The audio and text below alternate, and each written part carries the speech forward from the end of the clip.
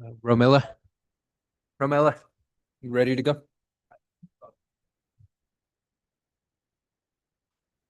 Right, is everybody ready to rock and roll? Okay, let's go ahead and call tonight's Bicycle Pedestrian and Advisory Committee meeting to order. Ms. Glorioso Mas, can I get a roll call, please? Certainly, Mr. Chair. A member Angela Bird-Gray. Member Beatrice Farrell. Member Judith Gabriel. Here. Member Tony Gerlix excused. Member Mark McConnell excused. Member Steve Pilcher. Here. Member Ben Pengili excused. Member Gary Shipmiller. Here. Member Helen Wang. Here. Chair Michael Garcia. Present. You have a quorum, Mr. Chair. Okay, thank you. Up next is approval of the agenda. Is there any changes from staff? Yes, Mr. Chair. Agenda item 5, I wish to add email from Kai Fillon and Carl Spencer. And then for agenda 6.A, Bike Santa Fe, the report will be coming from Mr. David Seaton. That's all, Mr. Chair. Okay, any changes from the committee? Member Gabriel? Since we have so many people here to speak during public comment, I'm wondering if we could move item 7D to closer to the beginning of the agenda so that people don't have to stay for the whole meeting if they would like to hear that discussion. Sure. Would you like to move it up before 7A to be the first item under discussion and possible action items, or even sooner? Or even after 6C. Those are generally short reports. That's what I proposed. So it'd be the first item under. Yes, please. Okay, so we'll move 7D to be the first item heard in item 7. Okay, so where does that change? So any other changes? May I get a motion to approve as amended? Who made the motion? I made the motion. Okay. But your changes included Romella's?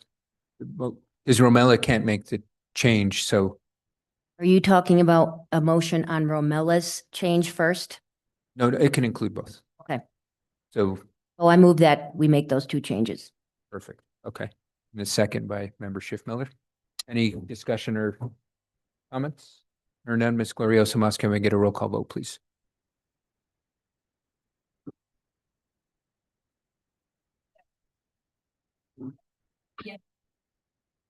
Yes. Yes. Member Schiffmiller. Yes. Member Wang. Chair Garcia. Yes. Motion passes. Okay, thank you. Next up is item number 4, approval of the minutes, request of approval of August 14th, 2025 BPAC minutes. Are any changes from staff? Mr. Chair. Any changes from committee members? Member Pilcher. Under item 6C, Public Safety Advisory Committee, you just make a note that there was no meeting held in July. That's why there's nothing in the minutes. Okay, can we add that comment, Ms. Glorious? Any other changes? If none, may I get a motion to approve as amended, please?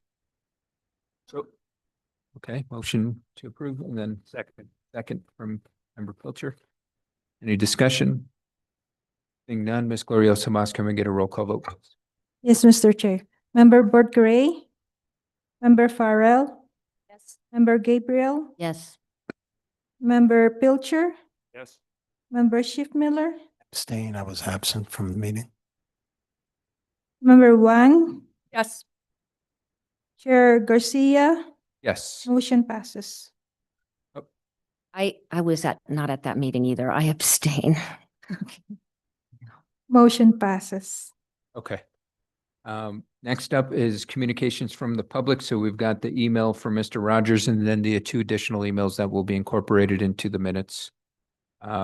And for the members of the public here tonight, the way we allow for the public to participate is we'll allow folks to speak for 2 minutes, any topic you want. I know a lot of folks are here to speak to an agenda item that we're going to be discussing later.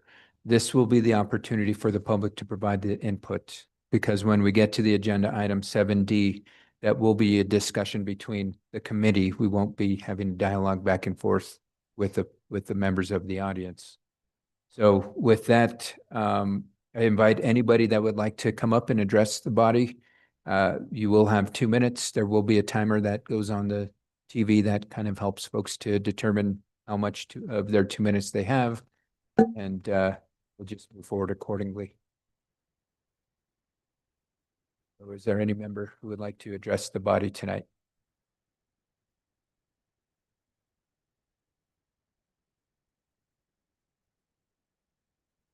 And just to, again, reiterate, when we get to item, I think a lot of folks are here for item 7D, which is discussion on recent bicycle fatality, Stephen Ballinger, and accountability for drivers involved in collision with cyclists. And that's member Schiffmiller's item. Just to reiterate, only the body will be able to discuss the matter. We won't be able to go back and have a dialogue back and forth with the audience. So this is the opportunity for the audience to provide any input potentially into that matter or anything else you'd like to discuss or provide input to the committee. Hello, hello. Good to see you. Thanks. And so just so Romella can document it, just name and council district is fine. I'll break the ice. Jennifer Weber, Council District 1. I think I appreciate Chair Garcia. I appreciate Council Member or BPAC Member Schiffmiller bringing this item to the agenda. You know, when you read about cyclists being killed in other states, oftentimes the drivers who hit them are cited for vehicular manslaughter or other egregious, dare I say, crimes, because that's what it is. When a driver runs a red light, disregards a traffic law, and somebody ends up injured or dead, that is a crime and it should be treated as so. So I look forward to BPAC hopefully moving forward a policy, a recommendation, whether it be for the city or the state, to change the law as necessary so that people who are cyclists are regarded as people who get to use the streets. They are our streets. They belong to everyone. And that when they're injured or killed, that they can see some justice for people who violate traffic laws. Thank you. Thank you so much.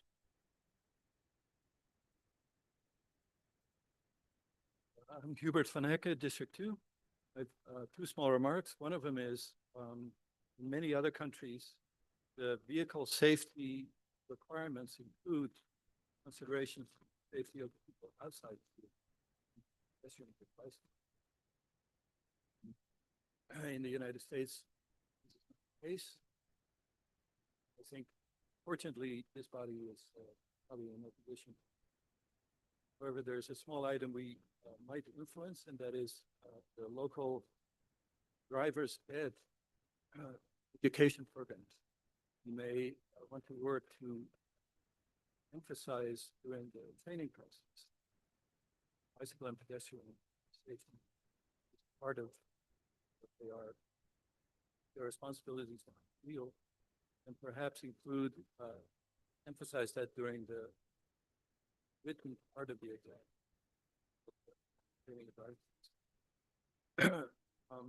As for other countries, for example, in the Netherlands, if there's an incident or a bicycle, the starting level of culpability automobile, they go up. So it is a very powerful incentive to cause drivers to be very, very cautious.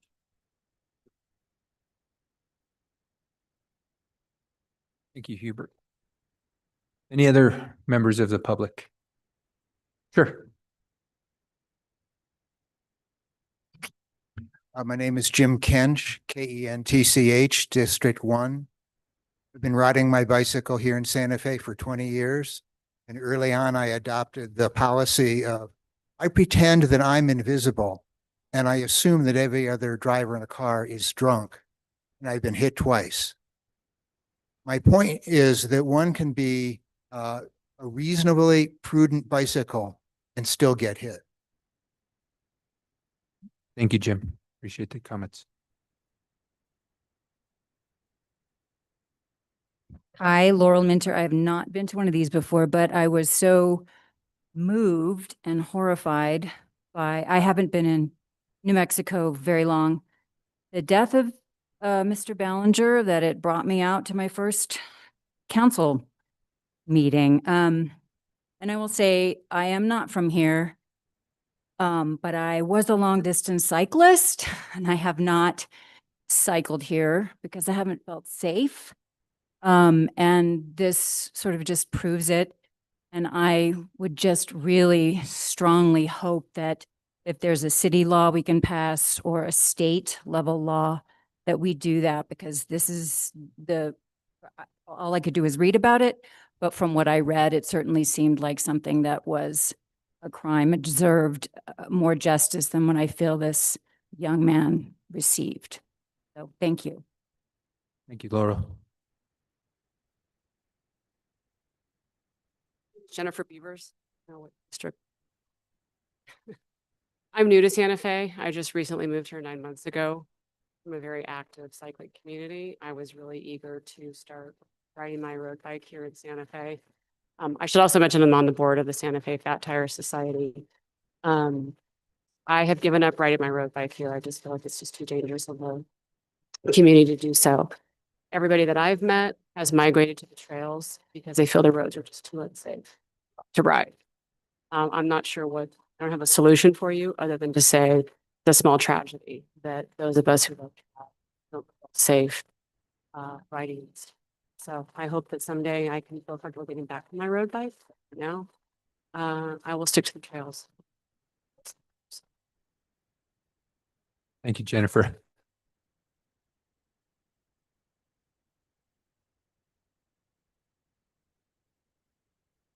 Good evening. My name is Irina Osula. I'm part of District 2. So I have a couple items.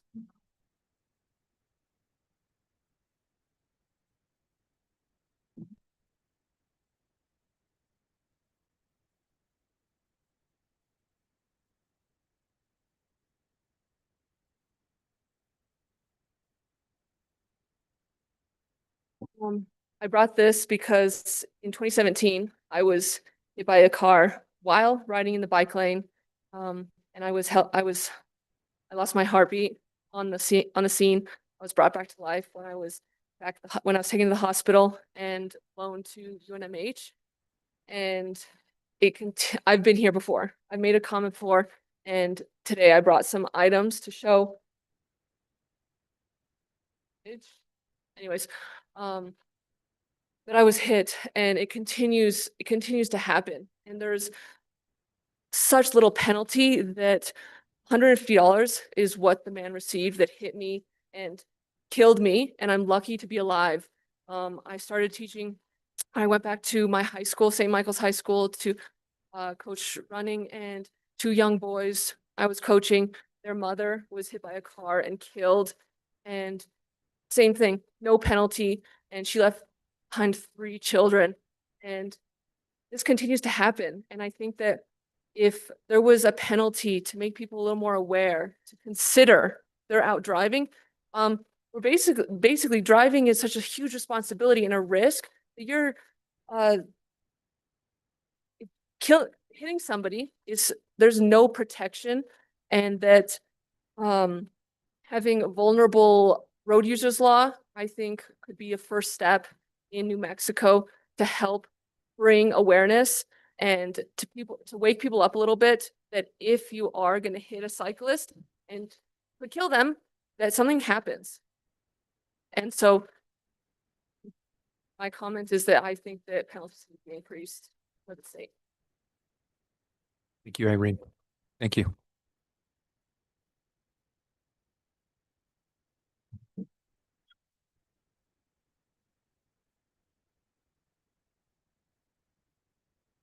My name is Brooks White, District Council 2. Thanks for hearing from us today. I am I almost say former road rider, because like many here, I likewise have known too many of friends or acquaintances who have been injured on the streets in both Santa Fe and in surrounding county. So it's a concern of mine, and I'm now sticking to trails in the mountains, unfortunately. But my speaking to you, it seems like there's two things. I'm trying to think, what does this committee offer to the city council, to the city for some kind of action? And I can't speak to legislation or policy such as Arena was speaking to about the need for some teeth in the law. But what I can address, because I've seen it in other communities, in fact, in our unincorporated county, is the training of police, the training of our law enforcement, both in procedure as well as in attitude. When there is an event, when there's an accident involving a cyclist and a driver, that there's not an assumption of a bad bicyclist, or they were probably out in traffic, and the police officers may very well never have been on a bike in the streets of Santa Fe. That's something I always think about. I mean, how many of those people that are driving or are police officers have ever been on the bike on the street? Because they sure would think differently about their job, I think.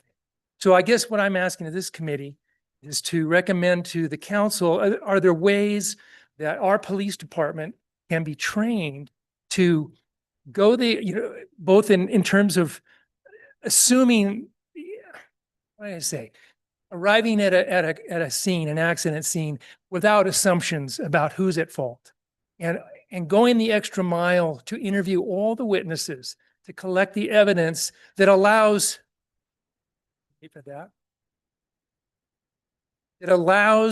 the district attorney to actually prosecute a case. Because as we know, a lot of times bad things happen, and by the time it lands in the district attorney's office, they don't have enough to actually do a case and bring consequences to a person who perhaps deserves consequences.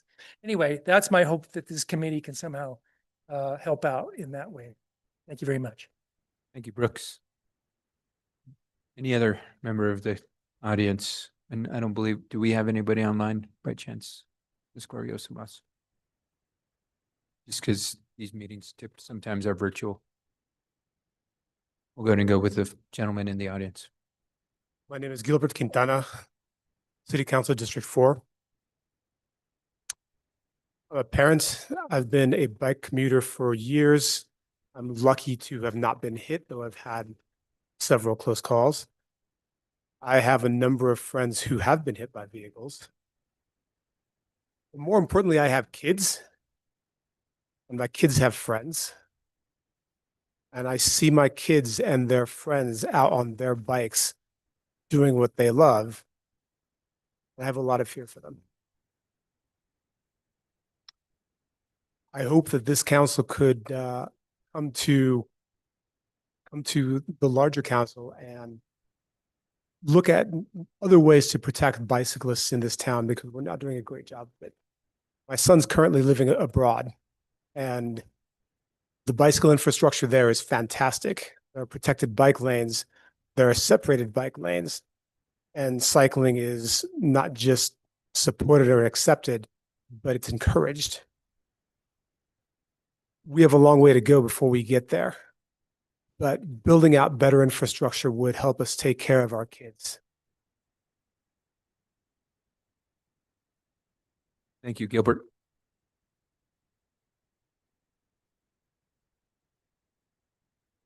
Good evening. I'm Karen Lowe from District 2. I have to respectfully disagree with one of my neighbors from District 2 earlier, who said that in the US, drivers have no responsibility for people outside their vehicle. I know that licensed operators of vehicles have general duty of care for the safety of others. They have to operate their vehicles in a legal manner. I don't think we can solve this problem without separate bike lanes, without new laws. We need our officers enforcing our traffic enforcement, serving us on our city streets, to understand the charges that are available to them, to use the statutes that we already have. I know you folks understand these laws better than I do, and I look forward to hearing your thoughts on this, but I think we simply need to use the laws we have to instruct our officers who report to our council and mayor to effectively charge motorists for the offenses that they have committed. Thank you. Thank you, Karen.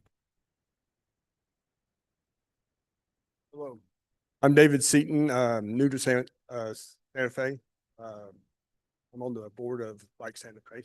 So this is first time I've been here. I, like the other speaker, just got back from riding in Victoria, British Columbia for a week last week, and just blown away with what a biking community is like, with dedicated lanes, safety, four-way stops. The trail crosses any roads. It's all four-way stops. I know most of y'all probably heard about a young woman hit recently in Albuquerque and killed going on the path and crossing the road and getting hit there. Everybody, the bikes are treated equal to cars, and it's real obvious to everybody, and everybody treats it that way. Obviously, it's a long ways getting there. My background is in traumatic brain injury for the last 40 years. And a big part of what I worked on was safety and prevention, helmets, motorcycle helmets, laws, legislation, those kind of things. I was also the chair of the Brain Injury Association of America when we started the CTE program with the NFL. And that was in 2000. And most people are pretty aware now of all the concussion protocols and everything else. And I bring that up because when we started with the NFL, it was not no, but hell no. We are not doing this. There's no problem, yada, yada, yada. But once the awareness and the statistics were showing the real problems, the longitudinal problems with it, once the awareness created, then that created the permeability that people started becoming aware of. We need to do something about this. And it trickled down to society as a whole. And now the prevention of brain injuries is very commonplace. If an athlete gets injured, they get pulled out of a game and they get tested and they don't get to play anymore until they're cleared. And I bring it up because I think that to move towards a vision of what Canada, Amsterdam, some of these other countries we've all ridden in have, it's got to start with awareness. It's got to start with a willingness to do something about it. And it's going to be baby steps. It's not going to be this huge overall change that's going to happen tomorrow. It's going to change because there's a vision towards what we want to have happen in place. Thank you. Thank you, David.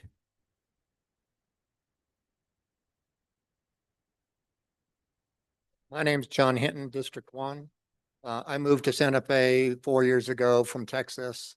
And my only comment is, for a city that likes to consider itself progressive, the idea that there aren't more severe penalties for drivers hitting bicyclists and or enhanced bike lane safety is hard for me to concede. So I just think there's a lot of opportunities to improve education and to improve the safety of cyclists in general. Thank you.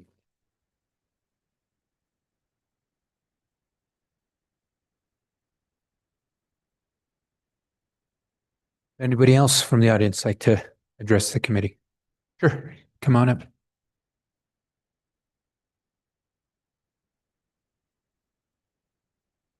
Good evening. Thank you for being here. My name is Oscar Lindquist. I've been a taxpayer in Santa Fe for 50 years, plus or minus. I'm a bicyclist. In 2013, I was rear-ended by a Ford Expedition, if somebody can think of how big that is. He was driving at 40 miles an hour and he rear-ended me while I was on my bicycle. Happily, I survived. St. Vincent's took me for a month. Learned that injuries cause lots more injury to just the person who's hit by the bike. It's the entire family that's an impact.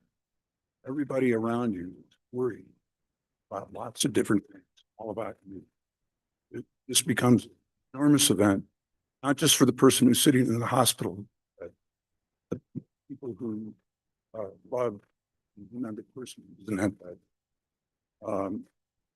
I've ridden a lot in Europe, in the Netherlands, Sweden, and other places on 1 or 2 week-long expeditions with my wife. And of course, in Europe, people have adapted to bicycles a long time ago. Amsterdam and Copenhagen, they have bicycle lanes that have their own traffic signals. that one of the bigger issues in Santa Fe is hopefully a constant, small but relentless push to improve the architecture of how the bicycles and cars cohabitate on the same routes. It takes a lot and a little push here and there and everywhere to get the road architects to begin to implement wider ride paths for the bicyclists, perhaps put abutments in between the cars and the bicycles. I'm sorry for the music. That's the kind of chime to alert folks that the Like 2 minutes so. of, yeah, so that's, I apologize. Yeah. But it's a big problem here. Since I was hit on the bicycle and I'm back on a bicycle, I use the trails, you know, from Rabbit Road going north, and River Road going out to Siler Road, coming back. Those have pluses and minuses when they cross streets. The issues of how cars are supposed to cooperate at those crosswalks, it's sometimes mixed. Some streets have buttons that you push and lights will blink, and some cars will notice that, stop. Other intersections on major routes don't have them, so it's a crapshoot. Looked the wrong way and didn't notice a car coming, it could be serious consequences. So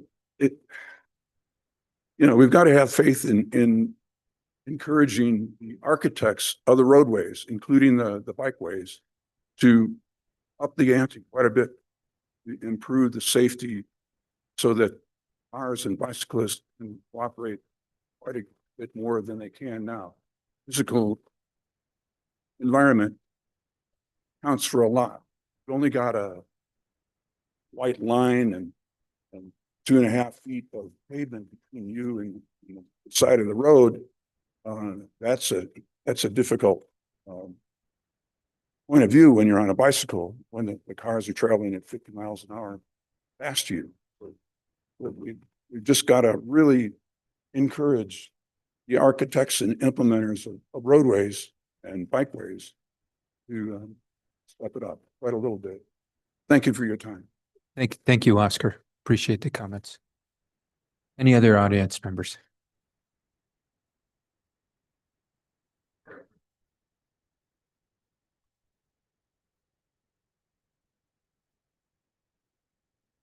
My name is Karen Kessner and I'm in District 2. And my best friend lost his leg in a vehicular accident on his bicycle. Another cyclist lost their life. They were out promoting bicycle safety. This didn't happen in Santa Fe, but this is just so common. It's astounding. And more than hearing about sad stories, I think we need to talk about opportunities for action. And this is a small opportunity for action. And the more we can take those small steps, it incites change, it creates awareness. Public service announcements, these things, they're little, but they help. So I hope that this body will make this a priority and inspire more people to ride their bikes. Thank you, Karen. Any other audience members?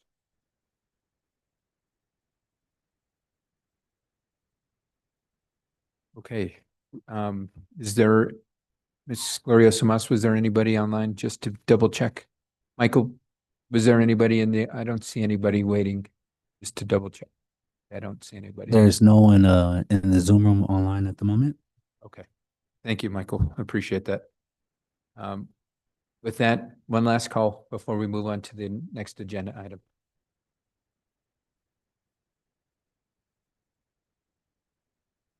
I'll allow one more minute. Yes.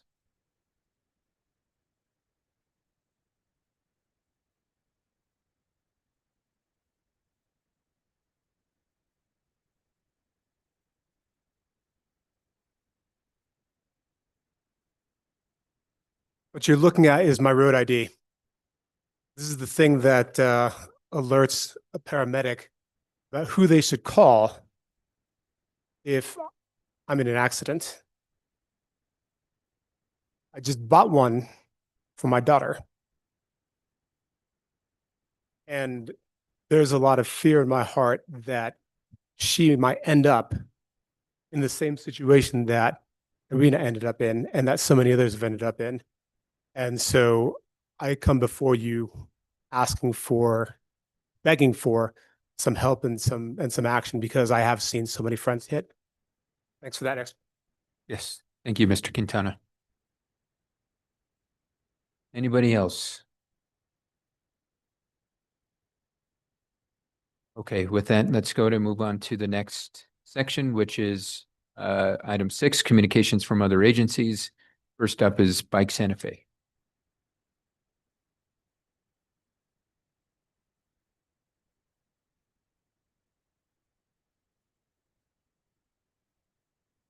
No, thank you, Councilor Garcia and members of the committee. I'm back again, but I'm kind of introducing David Seaton, who's a new board member of Bike Santa Fe.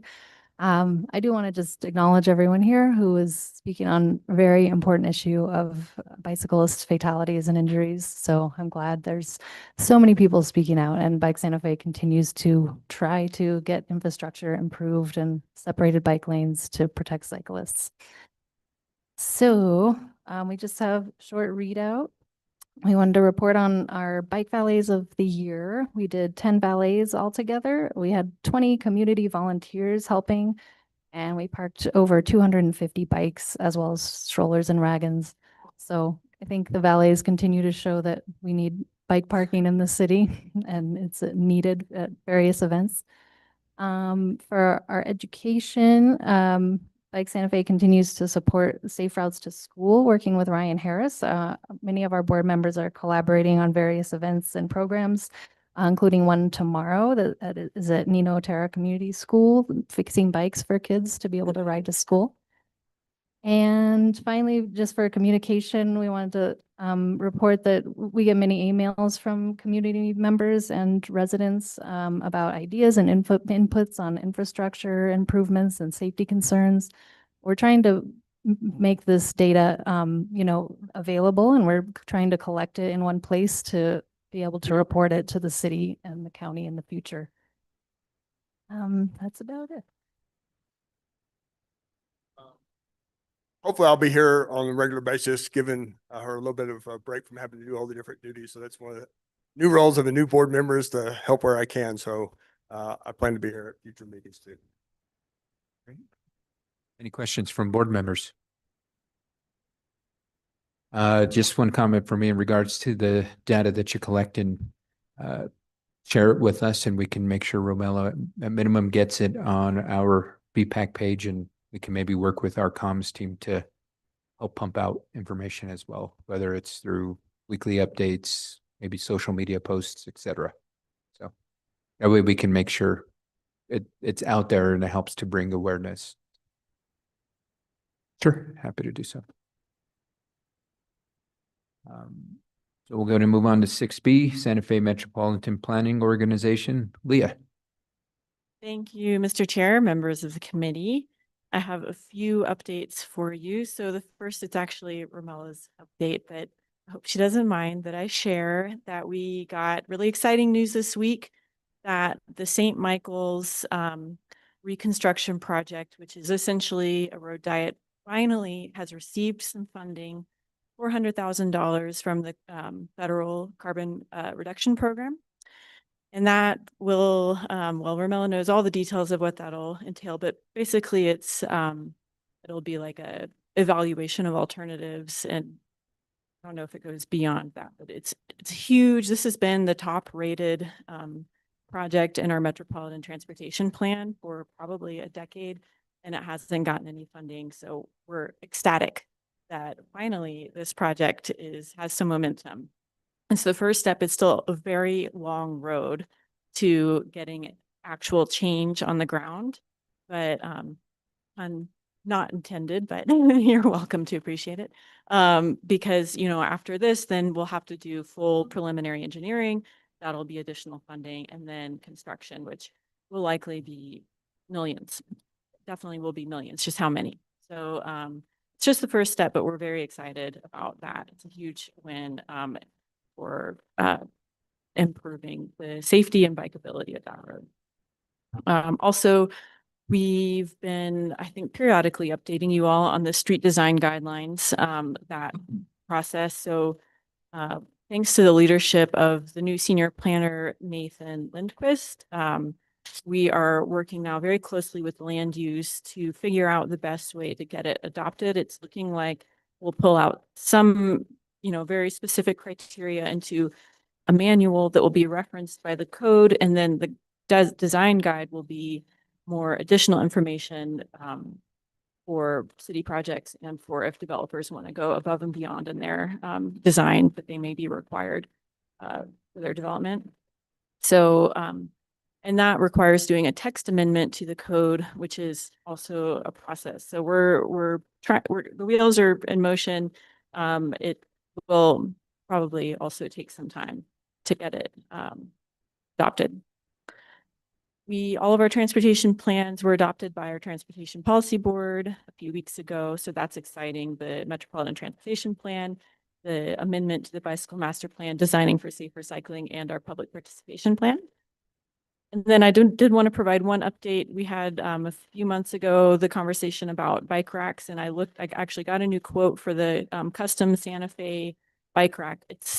I can't remember if this quote includes shipping, but it was about $630 per bike rack to get those. So if there is still funding, and I think as we discussed at that time, they are already approved by the Historic Review Board, so they could go in the downtown. So I wanted to share that information. And I also found the assessment that was done in the early, like 2013 or 14, around potential bike rack locations in the downtown area. So I'm happy to continue to support on that issue if funding is identified. That's all I have. I'll stand for questions. Thanks. Any questions from members? Member Bordiger. Thank you, Chair. Thank you, Leah. I'm glad to hear about that. When you talked about the St. Michael's grant that you received, congratulations. How does it relate, and it probably doesn't, to the intersection, big intersection improvements or redesign of St. Michael's and St. Francis? I know some of our members are on the technical committee for that, but So yeah, I'm happy That's to my share question. so how that relates. So that project can include St. Michael's from Pacheco to Galisteo. And currently that section of St. Michael's is already 2 lanes in each direction. So this project leave the endpoints are Pacheco to Cerrillos or Botolph. Okay, well, so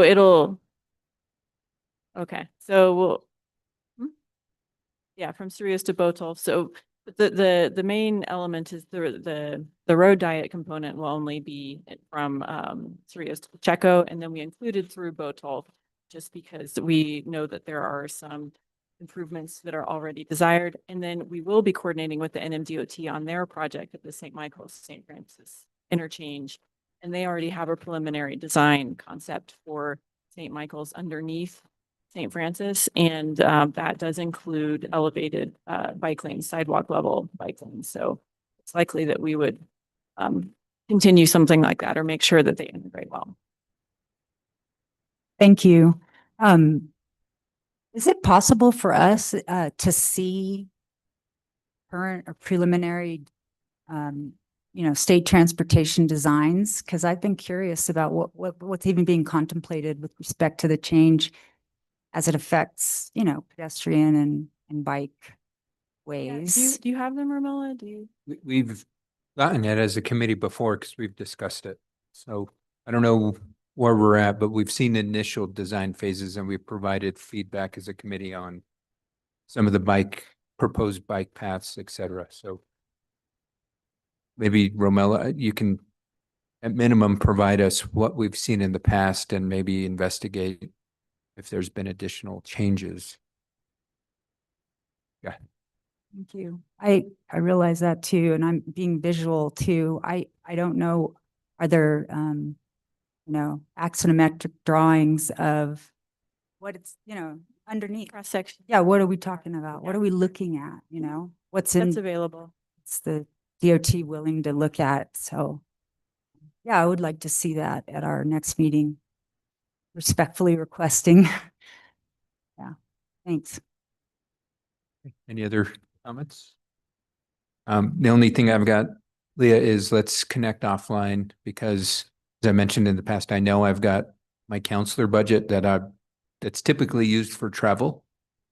I don't travel as a counselor, so I believe I've got $10,000 there that can at least get us 10 bike racks. Let's figure out how we need to create a bar, get the money, because it's 6,000 or 600 for the equipment, but then we've got installation costs as well that I think Eric said he went and installed them himself. We don't want Eric going and installing 10 of them himself. We can figure out how we can identify how they can get installed, but since we've got the identified potential locations with the 2014, 2015 plan, you said, let's get this done. Great.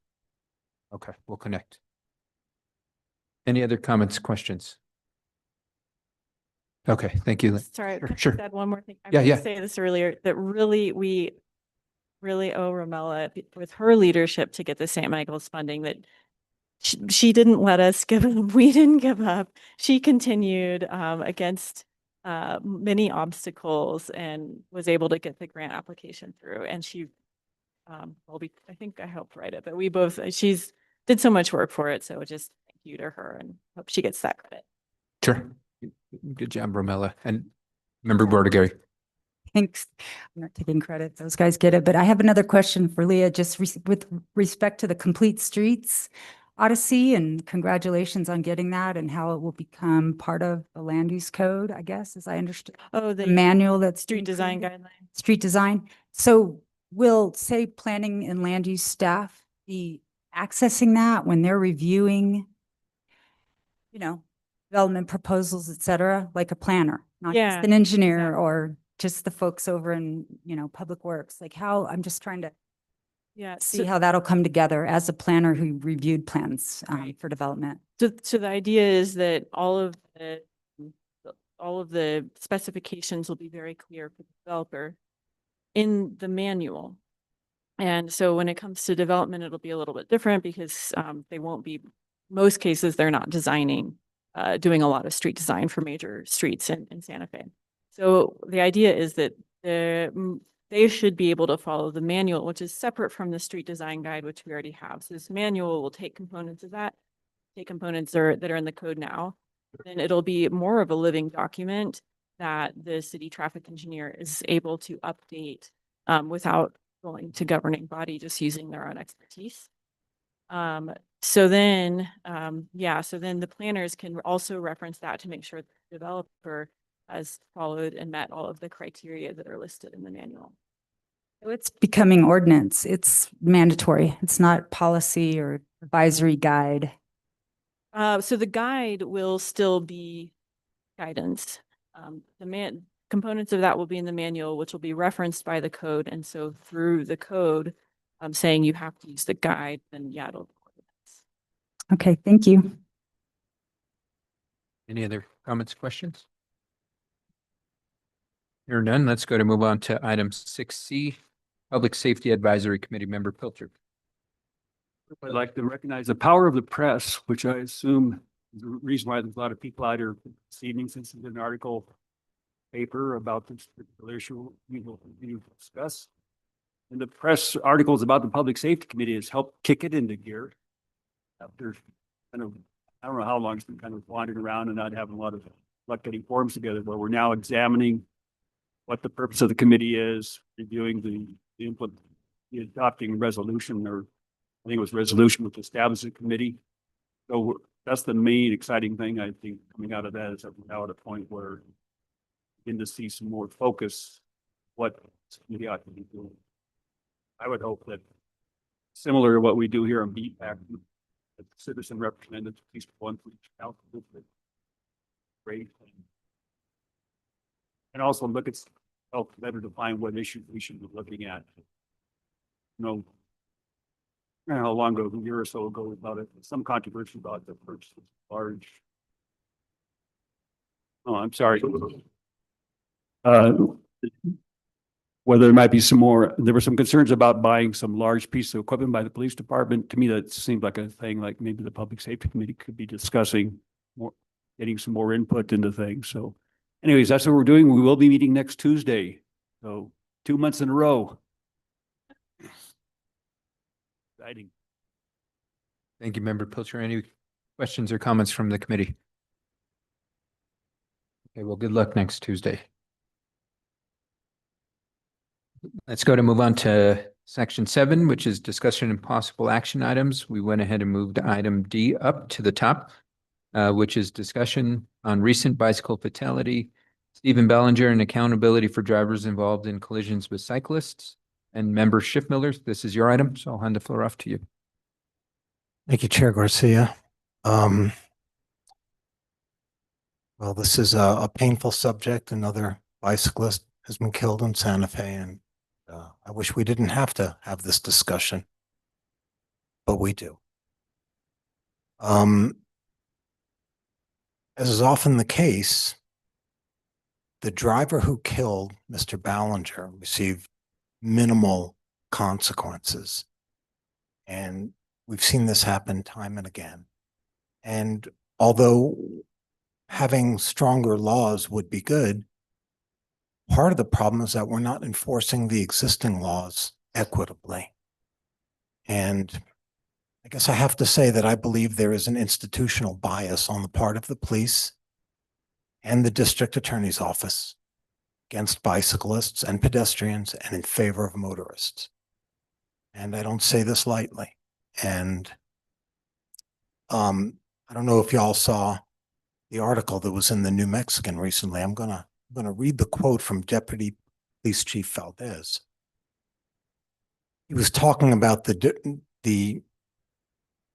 difference between careless driving and reckless driving. The driver who killed Mr. Ballinger received a citation for careless driving, which is really pretty minimal. I believe he should have received a citation for reckless driving. And actually, reckless driving is a prerequisite for charging him with homicide by vehicle.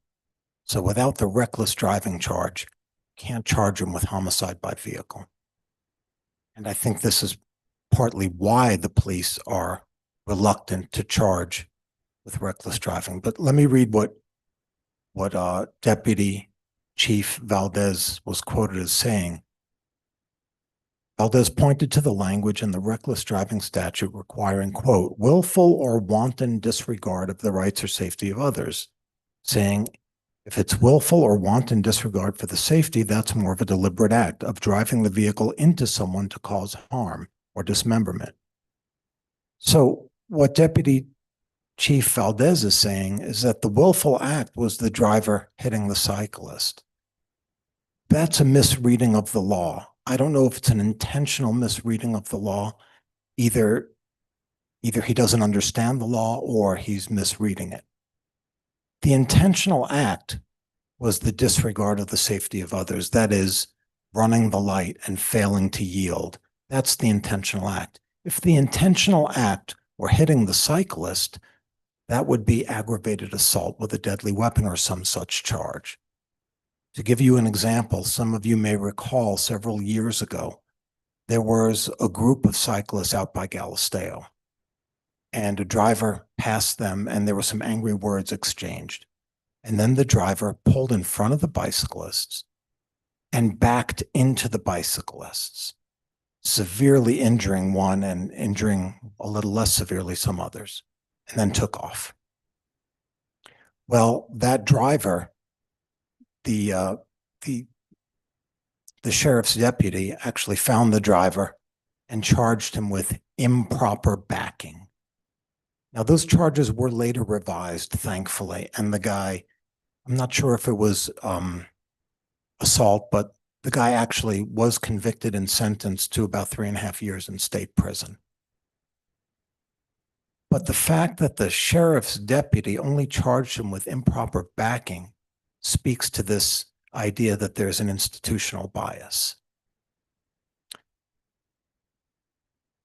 At the time of the sentencing, I was the president of Bike Santa Fe, and I attended the sentencing hearing, and I made a statement on the record in court saying that I talked about the institutional bias, and the judge, his response was, and these are his words, he says, it's worse than an institutional bias. It's an asymmetry in the law. And what the judge said was, if that guy had taken a baseball bat and beaten the guy up, he'd be looking at 5 to 10. But because he did it with a car, he was looking at a maximum of 5. Unfortunately, the law doesn't take injuring bicyclists and pedestrians quite so seriously. But it could. My own personal experience with this is I was hit by a car. I was rear-ended on a low-speed street. I was dragged about 100 feet. And the only reason I wasn't seriously injured or killed is because I was able to grab the bumper of the truck and just be dragged instead of being dragged underneath the truck. I got dragged for 100 feet. I did the Indiana Jones thing. And when the police officer came, it became apparent that the reason this driver hit me was that they didn't clean the frost off their windshield. I had red LED lights flashing. I was wearing a fluorescent windbreaker. And they couldn't see what was directly in front of their car because they chose to continue driving with their windshield completely occluded by frost. That's a very intentional act. I think that is a willful disregard for the safety of others, those are the words of the statute. And I would also point out that that's the state statute. The city statute is exactly the same, except paragraph B says in the reckless driving statute, a person operating a motor vehicle shall not endanger a bicyclist. That's part of the reckless driving statute. So the officer gave her careless driving, even though she willfully disregarded my safety. I went to the district attorney and I made the case that she should get reckless driving. The district attorney flat out refused. And he said his reasoning was, she's elderly. You know, I don't want to treat her so harshly. So my question is, how old do you have to be before you're absolved of your responsibility to drive safely? And this is absolutely ludicrous, this attitude on the part of law enforcement, including the DAs, treating bicyclists as if their lives are worthless. I know those are some strong words, but this is how I feel.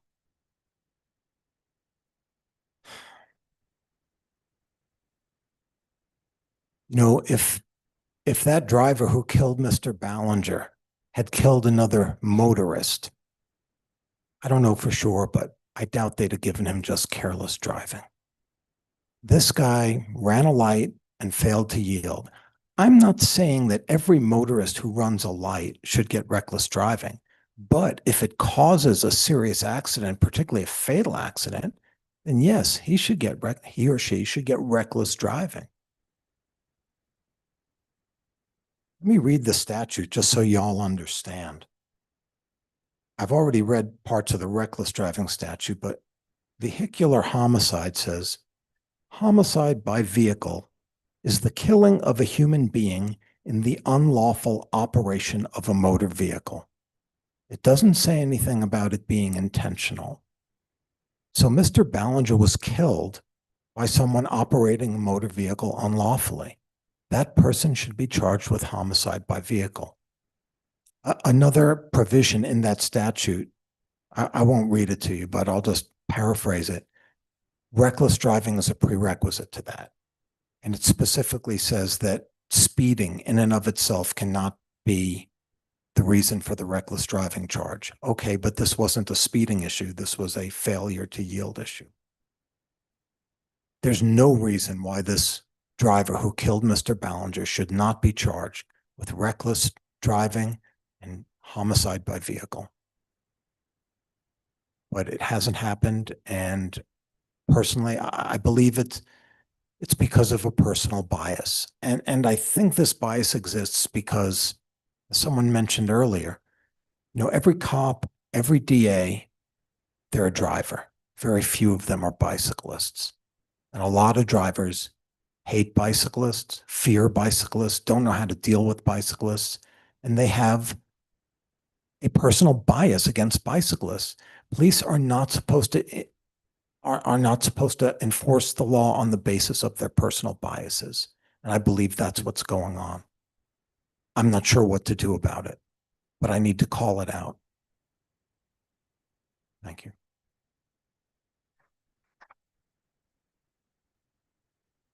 Thank you, Member Schiffmiller. Any comments, or we'll just go ahead and go down the line? I can personally say that I have experienced the bias of law enforcement against cyclists. In May, I was hit by a driver running a red light. I was in the crosswalk and I had the right of way. This driver hit me and, he was blatantly running the red light, hit me from the middle. I got flung into the middle of St. Francis, blocking the rest of traffic. And when the police get there, he tells them that he was actually waiting to go right on the red, which was not true. And where I landed in St. Francis couldn't have happened if that was where he hit me. But the police chose to believe him. And part of what was also very infuriating and discouraging for me was then seeing the cops talk to this guy and then pack him up and send him away in his car that, in my opinion, he's already proven that he isn't able to drive safely. I mean, you just hit someone with this vehicle, and to just be put in there and shipped off and sent on your way like you just ran a stop sign is ridiculous. I mean, I suffered a very severe concussion that I'm still healing from, going through being at the hospital and being told by every single person that saw me that the only reason I'm alive is because I was hit by a sedan and not a truck. And to have the cops tell me that you really shouldn't ride your bike here, meaning Santa Fe, because it's dangerous. And that they also told me that there is not enough police to catch everyone running red lights. So to just kind of deal with it. So I think that a lot of what you said is, at least in my experience, true.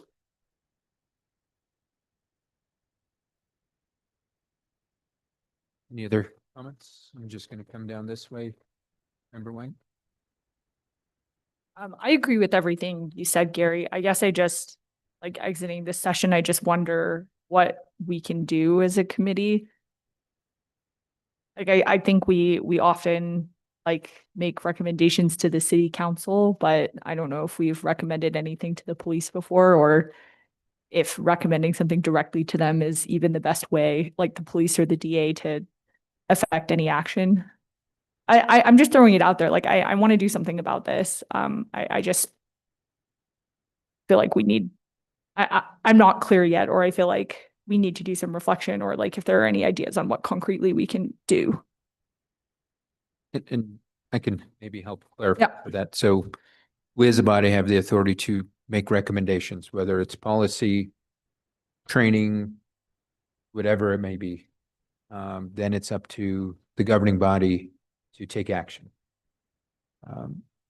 So for clarification, I'll just leave that there. I've got some comments later, but I'll let the rest of the committee go ahead and speak first. Member Pilcher. Did you all have a chance to read former member Spencer's email?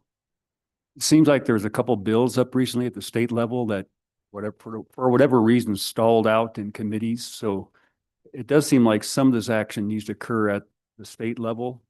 I'm not familiar, since I've been here for 4 years, of what the interactions between state traffic laws and local traffic laws. Maybe we need to approach both levels of getting the laws fixed. It does sound like it'd be good to have some dialogue with the district attorney's office and the police department. This cultural attitude of it sounds like they're not being willing to take a very strong stance of charging drivers in the event of some some negative interaction between a car and a bicyclist or a car and a pedestrian. I totally support the idea of us recommending to the councils that we begin that type of dialogue. Member Pilcher. Member Board Gary. Thank you. I have a question for Member Pilcher about that. Do you know who the bill's sponsors were for those bills? I don't know if Cal had that in his letter, but just in terms of maybe going to those who are already spearheading this. I don't recall. I have to go back and take a look at it again. Might have been Senator Worth. I can't recall.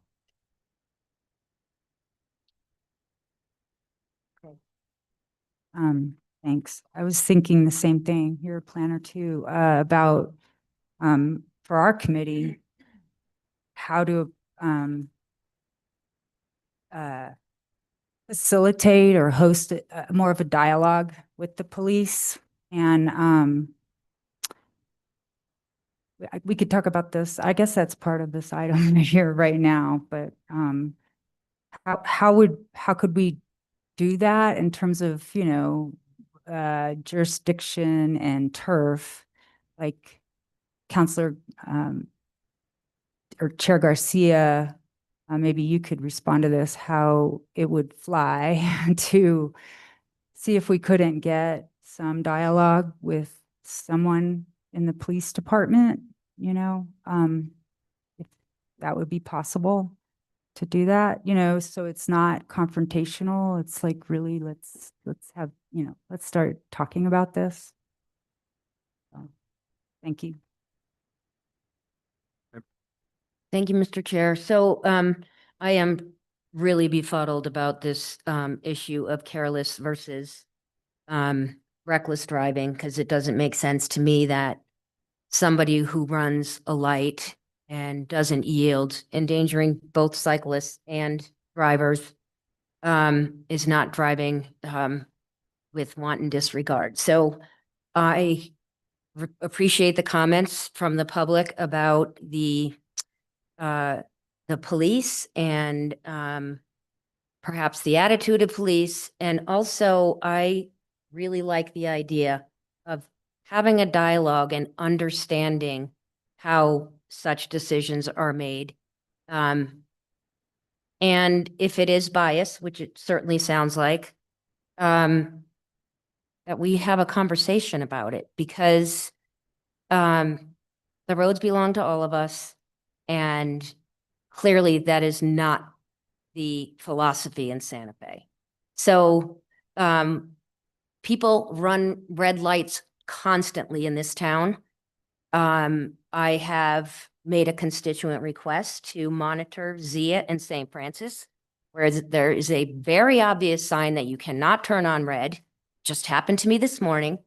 And the city needs to get off their behinds and do something.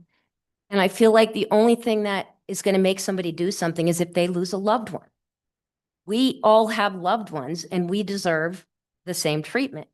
So I'm very upset about this. And I feel like a dialogue with the chief of police about this issue of the law and how somebody who really was reckless in their driving gets away with this. And I also wonder if charges can be changed. I don't know enough about the law or law enforcement to know that if there is enough advocacy and outrage in Santa Fe, can the charges be changed? So that is a big question that I have. And then I also feel like, I know there are many mayoral forums and city council forums. I encourage all of us to go to those and hold the people who are running for office accountable. There's going to be one at Tumble Root that I know. I think Bike Santa Fe is possibly co-sponsoring. I think we should show up in the hundreds and ask the questions that need to be asked and hold our potential elected officials responsible. So I'm wondering, Chair Garcia, if you know more about if charges can be changed, or if anybody knows if there's a possibility that this could be changed from careless driving to reckless driving, if there is a complete demonstration of outrage in Santa Fe. Thank you. And before I answer that question, just want to make sure if there's any other comments, questions from the committee. I just wanted to clarify, I found Mr. Spencer's email. So actually Senator Worth voted against the bill this last session, which would have increased penalties for drivers. It's not clear why. So the legislation was proposed by Senator Munoz. Munoz. Okay, thank you for correcting me. But it didn't get anywhere close to adoption. And as he says there, and Senator Peter Worth voted against SB 265. Just wanted to make sure I gave you the right information. Thank you, Member Pilcher. Any other comments or questions from committee members?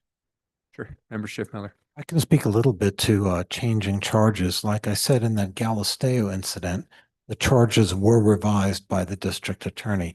I don't know what sort of time frame there needs to be. I don't know how it relates to once the investigation is closed. But in that instance, like I said, the original charge was improper backing, and it was elevated to a much more serious felony. And I would point out, at the time of that incident, the driver left the scene with serious accidents, which is in and of itself a felony, yet the officer didn't charge him, let him go. Unbelievable. And I don't believe that officer ever faced any disciplinary action for it. Thank you, Member Schiffmiller. Any other members? So there was a lot of, sure, go ahead, Member Bordier. Thank you. I meant to add that perhaps if you aren't already going to address it as a member of the Public Safety Committee, you are, aren't you? Okay, because you've gotten it back. Back up running, that this is a topic that will certainly come up and be discussed at length. And maybe that's the place to really dig in to, what the laws are and how they're not enforced or they are misinterpreted. Certainly plan to bring this up in next Tuesday's meeting, and I'm not sure what's all on the agenda, but that'd be a good place to bring this to at least that committee's attention. Sure, Member Gabriel. Member Pilcher, can you tell us all what time that committee meeting is and what time, in case people are interested in going to the public safety meeting? Next Tuesday, 4 o'clock, right here. Thank you. Any other comments, questions? So to answer the question around can charges be refiled? Yes. There's got to be evidence to warrant such action. That can be done on many fronts: advocacy, litigation, etc. Now, when it comes to what this body can recommend, there's many things I think we as a body should do. And it's up to us as a body to take action, because I'm only one of 9 of us. One is, I would recommend we invite, whether it's Chief Joy or DC Valdez, to come to our next meeting. More so, to, as mentioned previously, to have this engagement, to really understand why certain charges were filed. Could they be refiled if additional evidence was proven? And ultimately, how can we best support them to ensure that this type of instance doesn't happen should another fatality happen? It all comes down to training. I think at the end of the day, how can we ensure that our police force is properly trained? We give them enough tools to respond and act accordingly. And so I think that's where the dialogue with the chief, but there's a parallel process where we can also recommend to the governing body that such training be implemented. I want to work in collaboration with the police chief, but I also want us to ensure we're doing everything we can as a committee. Because the police chief might say, well, we don't need the training. That doesn't mean we as a body don't disagree with that, and we can still move forward with the recommendation. So that's another avenue I would like for us to move forward on is what type of training would be appropriate. And I think that's where we can have maybe the policy committee look at that and provide the recommendation to us and bring it forward. And then we give that recommendation to the governing body, similar to the way we've done other work.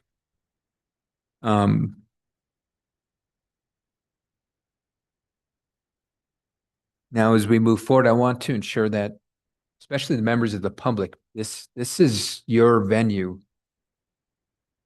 We are the committee, but you are also part of the solution. And so providing comment tonight just doesn't stop with the process. I want to ensure that we all have a hand in making sure we're providing a solution and ultimately a long-term sustainable solution. Because I think I'm also in agreement that penalties are too low. I mean, if it's $100 infraction, $150, I think it was cited earlier, if somebody gets injured, I mean, that, in my opinion, that's too minimal. That's not going to change behavior. And this is where we need to also work on how are we going to change behavior, not only of current motorists, but our younger folks who are going to be motorists. And I think the plan to work with DMV and driving schools to provide recommendations to them how they can ensure that they're teaching drivers at an early age to respect cyclists and pedestrians will help with the long-term impact. That's going to take long-term change, but we can begin that work now because there's some short-term work we can get on, but there's also the long-term work. Ultimately, but it's up to us as the body. These are some ideas, thoughts that I'm throwing out. I would also pose the question to members of the audience. If there are any gaps in the conversation we're having in regards to how we can build a better support system that ultimately ensures cyclists are safe in Santa Fe. I mean, I think the infrastructure is something that's going to take decades, unfortunately, to unravel the way our city has been built to prioritize vehicles. We're getting there, and Member Schiffmiller, you'll talk about it later around how we're beginning to redesign roads. But that is, again, a long-term effect that we can't wait for. We just cannot wait for it. So I would encourage community members, and I'll use the prerogative of the chair to, once again, open up the floor to any of the community members. I know we had the floor open for petitions earlier, but because this is such a serious matter, and I sincerely feel we have experts in the room, I want to ensure that we are not missing anything as we move forward on this very important topic. So if there are any ideas, suggestions from folks, I would say, please feel free to step up. I'm not going to impose the 2-minute limit, but I would respectfully ask, don't make it 10 minutes either. Just, I want to encourage this as a community collaborative effort. Thank you, Councilor. I really appreciate the opportunity. My name is Shaheen, District 1. I'd love to see billboards or signs in the city that prioritize cyclists' life. I don't see that. I'd love to see, instead of a Meow Wolf billboard coming from Albuquerque, something that mentions that we have cyclists in Santa Fe. Respect people on 2 bikes, 2 wheels. Some signage in Santa Fe that just alerts people in vehicles that we share the roads would be really helpful. I'm on the roads all the time on a bike, and I really appreciated the signage that's come up that allows me to actually control a lane. And I do control a lane. And I'm not going to get off the roads because I feel fearful. And I would encourage people who are here to own the roads. One of the problems with being in a car is you have cyclists who are fearful and they don't know how far they need to go. I love being in a car and I've always loved the thrill of driving. But the worst thing for me when I'm sitting in a car is a cyclist who's all over the road, who's trying to get as far off the shoulder as possible because they don't know their rightful place in the lane. Encouraging cyclists to take the roads, for me, is really important. And I think these forums offer a space for people who do ride to be reminded that things are only going to get worse the more they get off, the more we get off the roads. The more present we are on the roads, the more we control the lanes, the more we are interacting with drivers. And sometimes that's a threatening thing to do, but that raises the awareness. Mr. Schiffmiller, we need attorneys who are litigating these cases because the reason why you are compelled to be a safe driver in a car is not just a criminal liability. It's that you're going to have to deal with your insurance company that's going to ding you. And a 140-pound body is nothing compared to a 6,000-pound steel cage with 400 horsepower that's belching out diesel. There is no competition. And when I get flattened, no one's going to go after the driver of that truck. No insurance company is going to go after them. That's the incentive in this system. It's the money. The criminal fine is minimal. Now, aggravated assault with a deadly weapon to wit a motor vehicle, or aggravated battery with a aggravated battery with a deadly weapon to wit a motor vehicle, those are there, and the officer can collect what he or she needs and present that file to the DA's office, or they can direct file that in magistrate court or in district court. The DAs, the prosecutors, take it from there. And they can refile that case to their heart's content, and they do. You get DWI cases that are dismissed and then refiled, dismissed and refiled, dismissed and refiled for years. So the officers don't have much of a role after they get their complaint. They get a couple witnesses, they get the lapel cam, they download it, it's sitting there in Axon. It's the DA who needs to say there's going to be criminal accountability. It's insurance and litigators, plaintiff's attorneys who say there's going to be civil liability. And it's cyclists who need to go out and take the streets to remind everybody in a car, I'm a body, I'm a father, I'm a citizen, I'm a racer, I'm a commuter, I'm a human being. And your car is not going to have precedence over my body. So I thank you for this space. I thank you for hearing from everyone here. It's an issue that's really close to my heart, and these deaths without accountability, they're ringing the bell. My daughter is on a bike as well, and I want my partner to be safe, and they're not. I'm at war whenever I'm on a bike. I'm on the bike all the time, and it's a constant sense of warfare. Vehicles, things running across the street, with nature, with my body. But I'm not going to leave the roads. Well, thank you. Thanks for the space. Thank you, Shane. Any other members?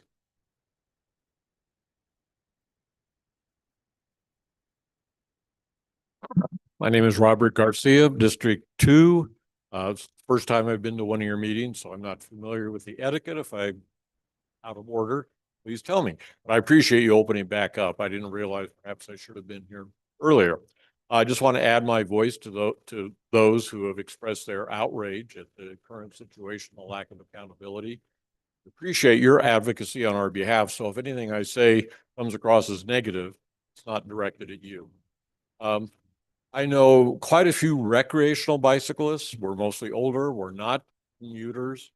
Most of them will not ride in the city of Santa Fe. They'll take a mountain bike and go into the hills or out to the Galisteo Basin, or they will drive way out of town and then go for a ride. I think one way to apply, I almost hesitate to bring this up, a little pressure to the city. I think from what I've read, the city is quite proud of its ranking nationwide as a bike-friendly city. It's not.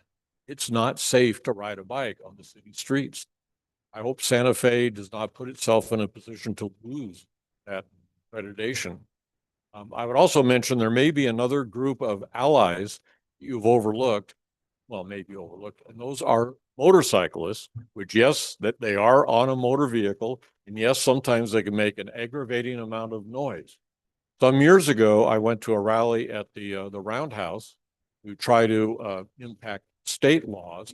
I thought it was going to be a rally of bicyclists. That's how it was sent to me. Turned out there were 10 times as many motorcyclists there as there were bicyclists. And as I listened, I realized they have the exact same problem. Drivers don't pay attention. Drivers don't see them. That's why so many motorcyclists make their motorcycles so noisy. So at least the drivers will hear them, maybe look and notice them. Bicyclists don't really have that option. Finally, I was going to suggest that perhaps you might consider, after you gather more information, maybe have more meetings, is to prepare a report, a white paper, if you will, to present to the city council, but also send it to the press. Because if the press was interested in telling us about your meeting tonight, which in fact is how I read about it, they might be very interested in your report. So again, thank you for your work on our behalf, and I hope we can see some results. Thank you. Thank you, Robert. Come on. The more the merrier. Hey, everybody, I'm Frank Sandoval and district.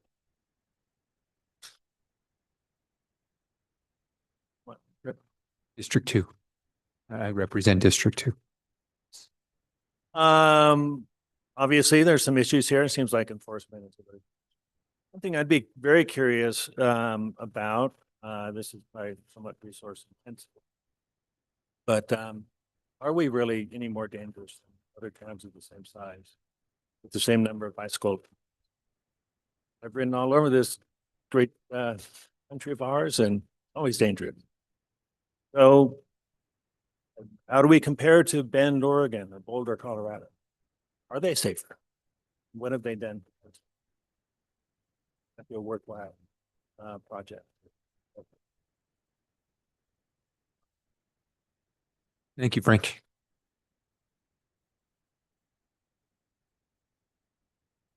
My name is Bill Adrian. I'm with District 1. I'm also a lay member of the Policy Committee for BPAC. And I just thought of in 2023, BPAC decided to delay the 10-year requirement of revision of the traffic calming policy. And we still have not gotten back to that to update it. If you look at the policy, the title page says engineering, education, and enforcement. And in August 14th, 2013, the City Council approved recommendations that came from BPAC, or at that time, the Bicycle and Trails Advisory Committee. And some of those recommendations were regarding enforcement. So I think this might be a good time for BPAC to pull up the traffic calming policy, update it, focus on the enforcement part, and maybe working with the police and get some revisions approved by the City Council. Thank you. Thank you, Bill. Any other members of the audience that would like to provide some feedback on this matter? Okay, any members from the committee? Member Gabriel. Thank you, Mr. Chair. So some of the comments made me realize that I think there are some other opportunities for us. But first, I'd like to acknowledge the comments about taking the streets. I think everybody needs to do what they're comfortable with. If you are not comfortable on the streets, that is your choice to ride on the trails. And it's important that you do what makes you feel safe. I ride on the streets and I am afraid might be too strong of a word. I'm extremely cautious and extremely aware of my surroundings at all times. And the reason I ride on the streets is the same as what you said. I want drivers to see that there are cyclists on the street. I want to own the street as I do. And I think for people who can stomach that, I think that's a good approach. So I appreciate your comments. I also appreciate the comments about the motorcycling community because there have been campaigns. Motorcycles are everywhere. Look for us. And it seems that we could do a similar campaign for cyclists. So I like the idea of raising awareness that way and perhaps participating and collaborating with the motorcycle community. I also think there is a huge opportunity for advocacy here and that we could have a coalition of coalitions. Bike Santa Fe, there's numerous biking clubs and other clubs that share our goals and our interests, and working with our state representatives and senators is worth doing. We know that Senator Worth now has played a role in this issue, and Senator Munoz, and I propose that we engage in some advocacy with the upcoming state legislative session and could also involve some of the cycling community from Albuquerque and elsewhere. Thank you. Thank you, Member Gabriel. Member Pilcher. Just had a quick question. There are a few police officers do bike patrols for some events. It'd be interesting to find out what type of training do they get? Or are they just given bikes? Is it good luck?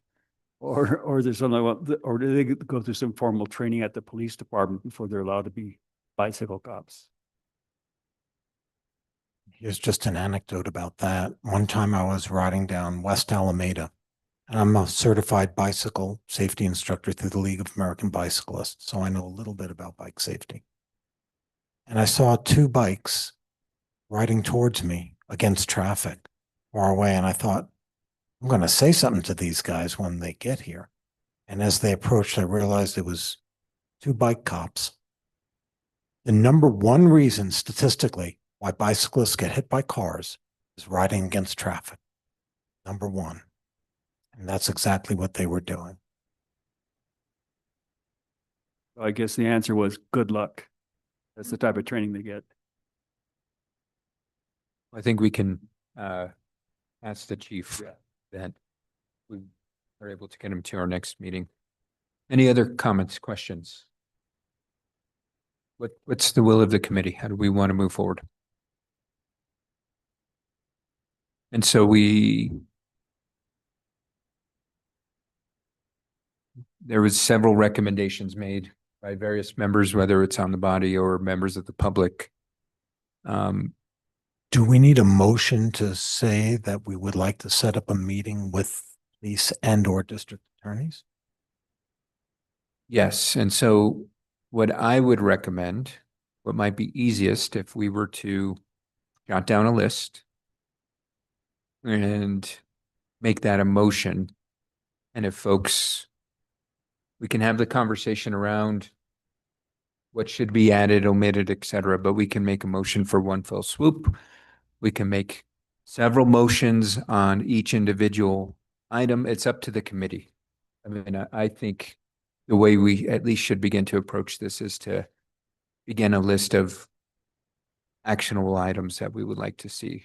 I think at minimum, inviting police representation to our next meeting. At minimum, begin to investigate what training is given to the police force on this matter and how could we help provide additional supports. I liked community member Bill Adrian's idea of bringing back our traffic calming proposal we had been working on.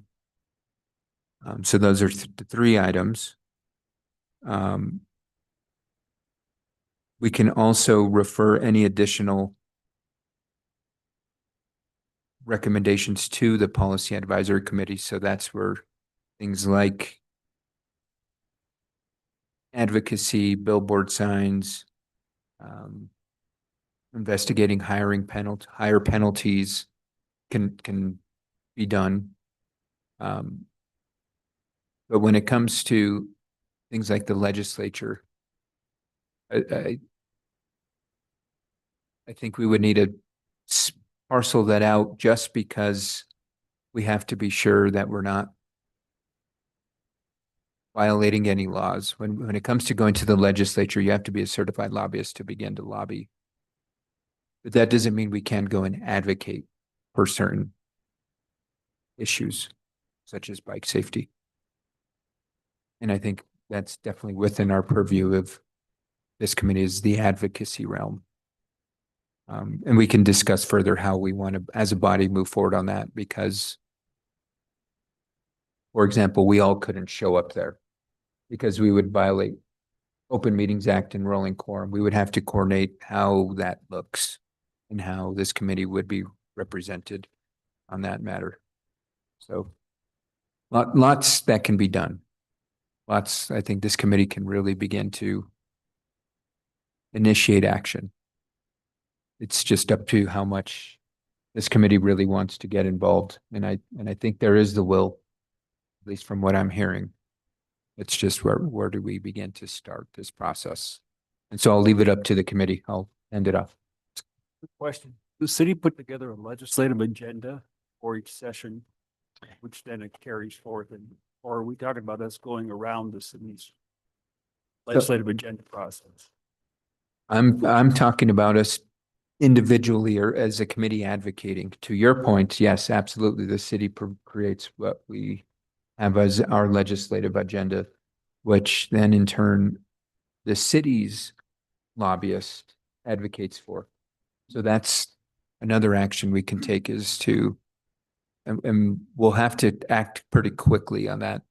And what I mean by quickly is this, the legislative agenda resolution typically comes in November,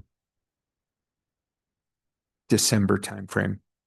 And so I would recommend that if we want to have any legislative priorities, that we put it on next month's agenda. That way we can hash this out, and I'm happy to take that recommendation to the governing body when it comes before us and incorporate it as an amendment to that resolution. That way the city's lobbyists can ensure that that's part of their lobbying marching orders. Great call, Member Pilcher. Member Gabriel. Thank you, Mr. Chair. So I have another question that may or may not lead to action. And this came up last night when I was on a Vamonos walk. We were talking about the yellow flashing lights that are now new all around town. And I'm wondering if there is a role to play in educating the public about that. And I don't know if that's a police issue or a traffic engineer issue. So I'm wondering if perhaps we should engage with traffic engineering or whoever to have a conversation about that, because I think, and I'm not sure, there might be confusion about those yellow flashing lights. So that's another thought about an educational role and who would have the best information about how to explain that to the public. Thank you. Mela, I'm looking at you just because this is your wheelhouse, and I don't know, that could be a tandem. I mean, because ultimately it comes down to enforcement, and in regards to the police department would enforce any infractions. But I agree with you that Public Works might have the responsibility to begin to educate the community on these are new devices. I know we have installed signage that says new, that helps to alert community members, but new how, what does this mean? And I think that's where maybe, yeah, Unfortunately, our traffic operations engineer has resigned several months ago, but he was the one who instituted that. right.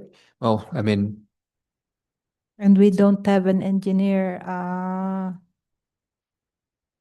at this point in time. I definitely understand where you're coming from around the vacancy, but that doesn't limit the city's responsibility to inform the public. You mean It's- just someone who can educate the public. We don't have that person until we hire a new traffic engineer. Our two traffic engineers have resigned. Well, and I think So- that's maybe something I can do on my own in regards to, we don't need the city to take action. I mean, this committee, I can reach out to our public works director to, because it is a completely separate topic. What I'm feeling from this agenda item, that's more so focusing on educating the community in regards to new signage, traffic signage, et cetera. So I don't want to blur that up with what we're trying to accomplish here, because I think I can work with Public Works Director to begin some education outreach on that front. So I'd say let's, because there is a lot that we can actually begin to work on this, and I don't want to pull away, because that is pulling us away, but great. I'm happy to investigate that. Member Wing. Thanks, Chair Garcia. I'm on board with all the motion ideas you suggested. I think maybe some additional items. I think if you had mentioned inviting the police to come, I think doing some baseline research on current driver education, or, what the MVD is doing, what driving schools are doing, like you said, would be helpful to inform future recommendations. And I liked Robert's idea about the white paper. I don't know that it has to be that formal, and I don't know if there's someone on city staff who could support, but if there isn't, I'm happy to help with some kind of analysis just to show, like, I think by law, cyclists and cars are equal on the road, but like Gary said, it doesn't really seem from the incidents we've observed that like charges are like commensurate with like vehicle on vehicle crashes versus vehicle and pedestrian or cyclists. So I think if either someone in the city in a timely manner can pull that data and run that analysis, or if someone can just help me get that data, this is kind of like work I do for my job anyway. I'm happy to try to help assemble that. Okay. Mr. Chair, Sure. Yes, Ms. Gloriosa Mas. in the list of your motions, pulling the traffic calming and prioritizing it. The reason why BPAC Policy Planning and Law Subcommittee Chair Yolanda Eisenstein postponed the review of the traffic calming process or procedure was that the city public works is going to replace it with a traffic impact assessment. And that was done and presented to BPAC several months ago. And so the traffic engineer, Wolfenberger, has sent it to the land use, and it was adopted several months ago before she resigned. And I have a copy, and so it was dated August 29 last year, 2024, when the traffic impact assessment has been adopted by the land use. And I can send a copy to every member of the committee, and we can put it up on the BPAC website. Okay. As a resource. Okay. Thank you. Thank you. And so right now, just to come back to what we're talking about, I've got invite police representative to a future BPAC meeting. Then we will refer to a couple research topics to the committees. One on what education is currently being done for new drivers. Research the penalties in such instances. Should they be, to investigate, should they be hired? And this is where the committee would look at maybe what other cities are doing, et cetera. Research the training that's currently being given to police officers on this, on cycling and pedestrian instances. And then I just added to create a ad hoc committee to develop a white paper. Because we have our 3 subcommittees, but I think we can create an ad hoc committee to get this done. And with an ad hoc committee, we can have some members of the committee as well as any members of the public that would like to be involved in this process that would allow for collaboration to occur. Is there anything that I'm missing from the committee that folks would like to add? I think excuse me, I think we should look to it. What that legislation that was in front of the state, what did that say? I was not aware of it until receiving this email. So let's see what that says, and might be a good starting point. And so that would be research previous legislation, right, at the state legislature. Unless, yeah, the ones that they didn't get past the last session. okay. Any other topics? Anything folks think we're missing? Member Bordigari. I like the structure of this, and I think as we wish to see police representation here, that we thoughtfully craft an agenda about, to guide the discussion. So it's not a presentation by them, but it's a dialogue. I don't know how you facilitate that, but so we're not just saying, come before us and then we're going to have a free for all, and some of those things. So I suggest that, and that we know what we want to actually cover. And one is, like the legal definitions of reckless driving. I'm not really sure I can package this up right now. We've talked a lot about law, but somehow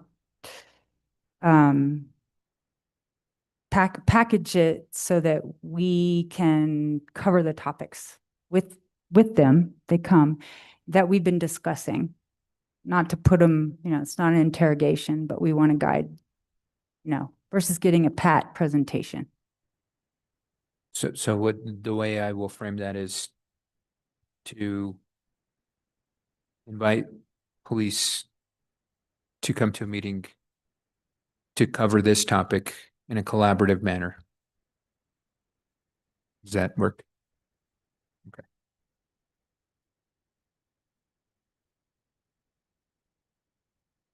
Any other recommendations? If there's none, I'll go ahead and, since I have the list in front of me, it might be easier for me to make the motion. So I'll make a motion that we send an invitation to the police department to have representation at a future BPAC meeting to cover the topic that we're discussing tonight, and to ensure that we work to cover that topic in a collaborative manner. We send several research ideas to our subcommittees. We send the topic of researching what education is being given to new drivers on the topic of bicycle and pedestrian safety.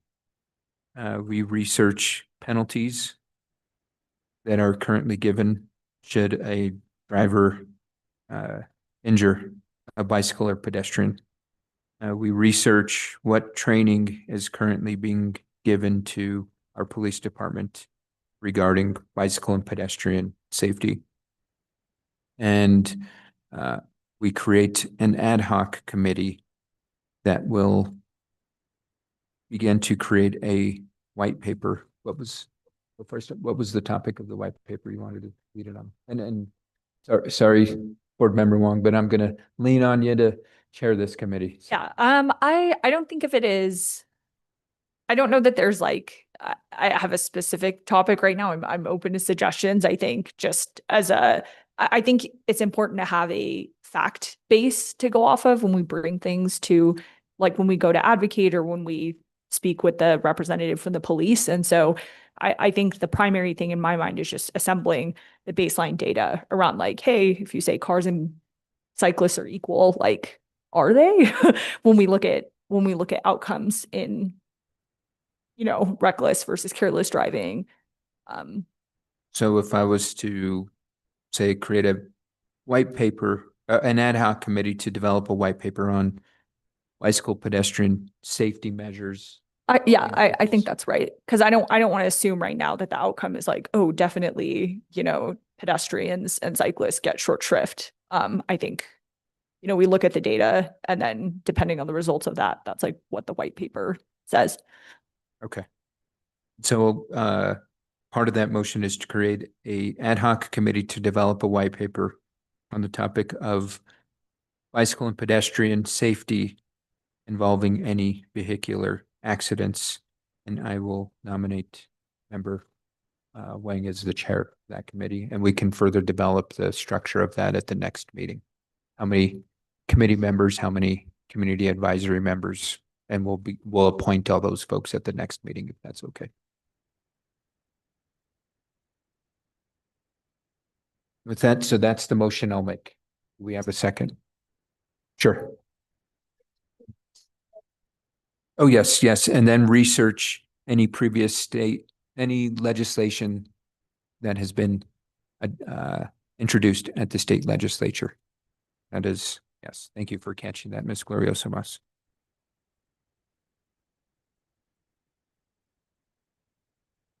Okay. Second. We've got a second by Member Pilcher. Is there any discussion on this?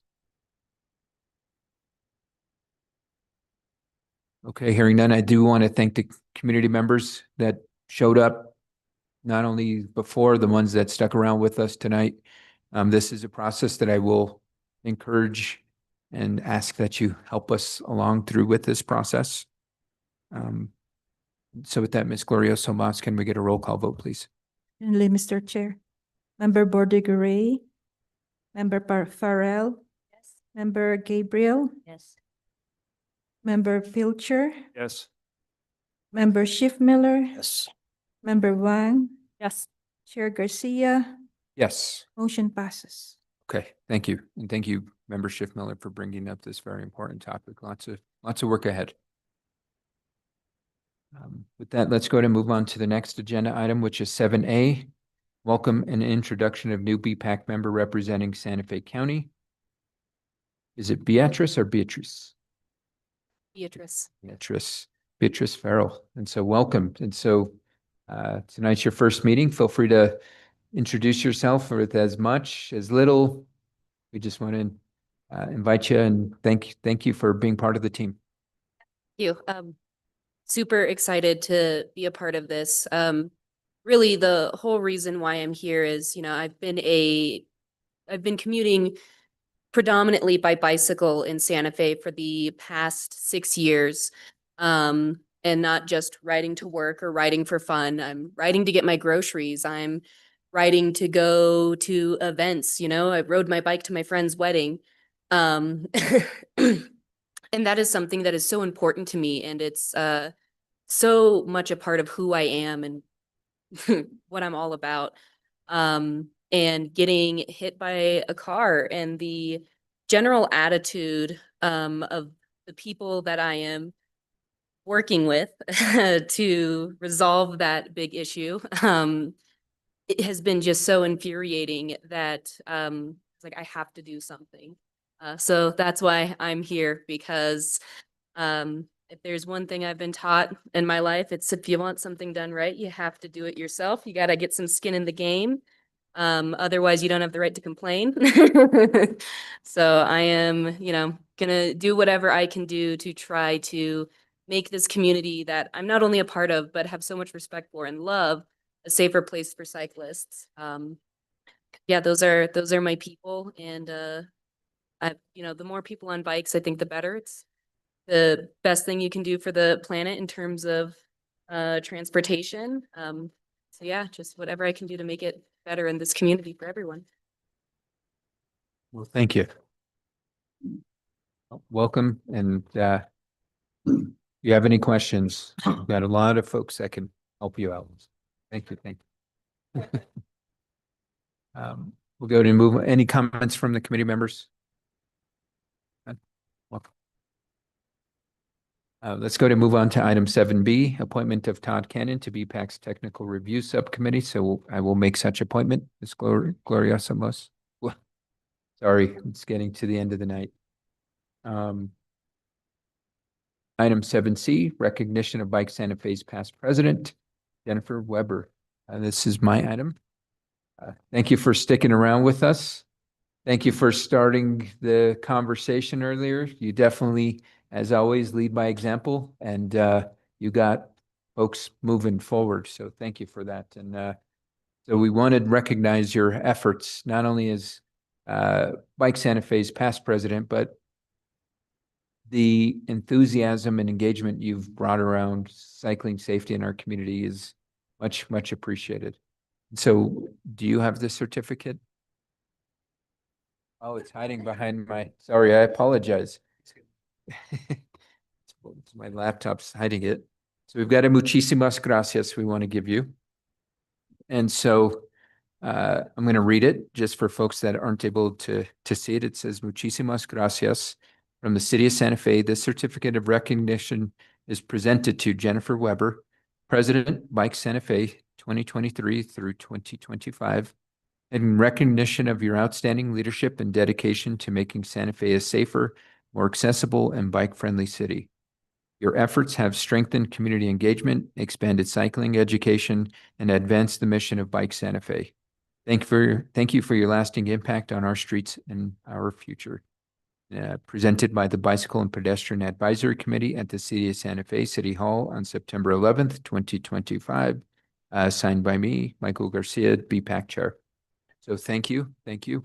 As you heard, I know you're always willing to participate. We have a new ad hoc committee creating a white paper. Feel free to toss your name in the hat for that one. But I just wanted to thank you. And I know that again, the encouragement and excitement you've brought has been felt in the community. So thank you. And so Chris.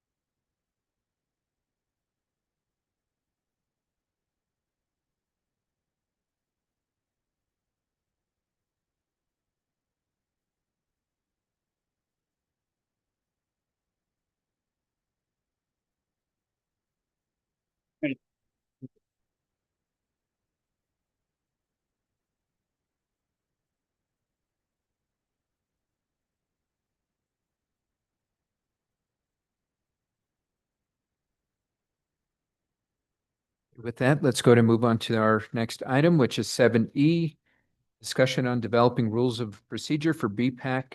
Steve Pilcher, this is your item, so I'll go ahead and hand you off the floor. Well, actually, I discovered we may not need to develop rules and procedures. If you look in your packet, you'll find that back in 1984, back when I was just like 2,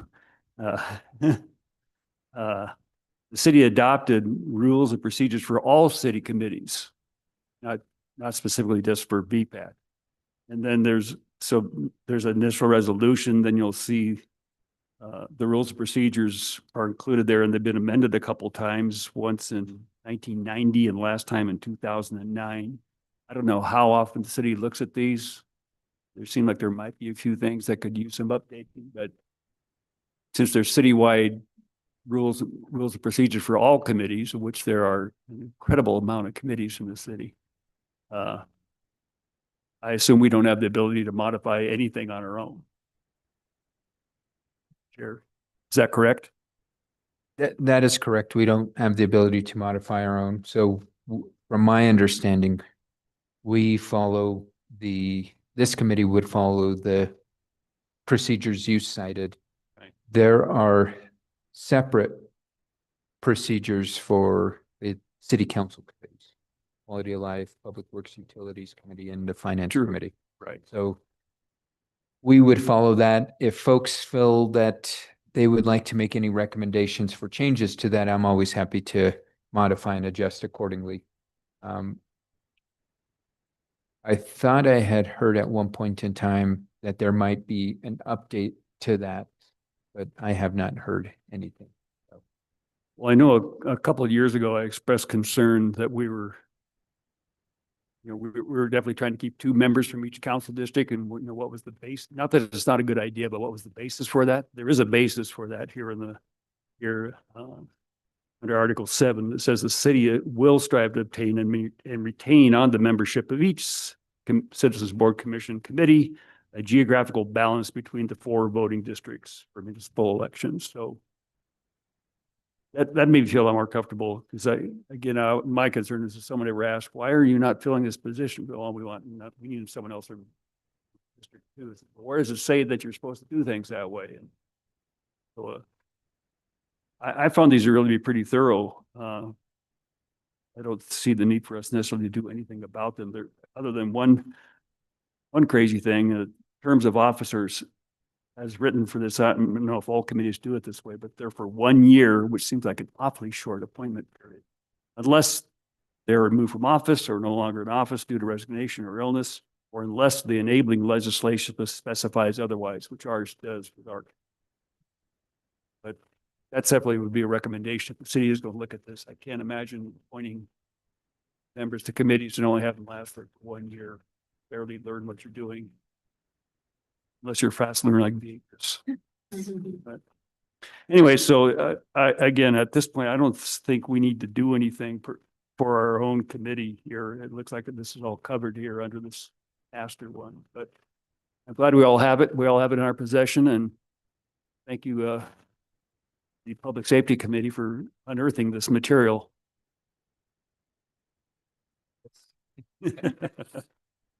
Okay, any questions, comments?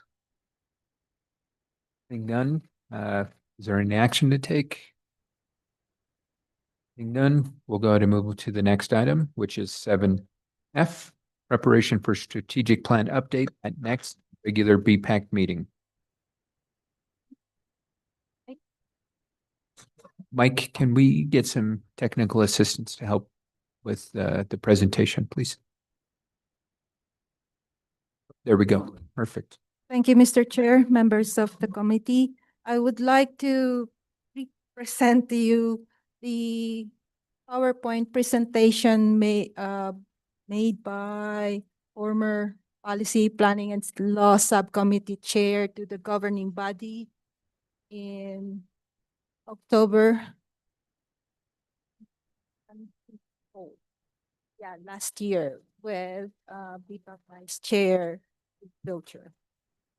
This is a summary of the strategic plan. So the Bicycling and Pedestrian Advisory Committee was established by a resolution number 2003-87 on September 24, 2003.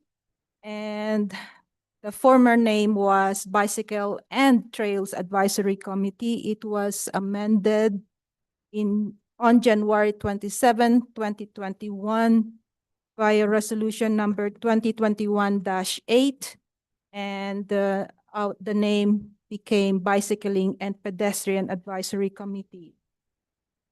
Because a number of you are new, I just want to briefly describe how the BPAC has been formed.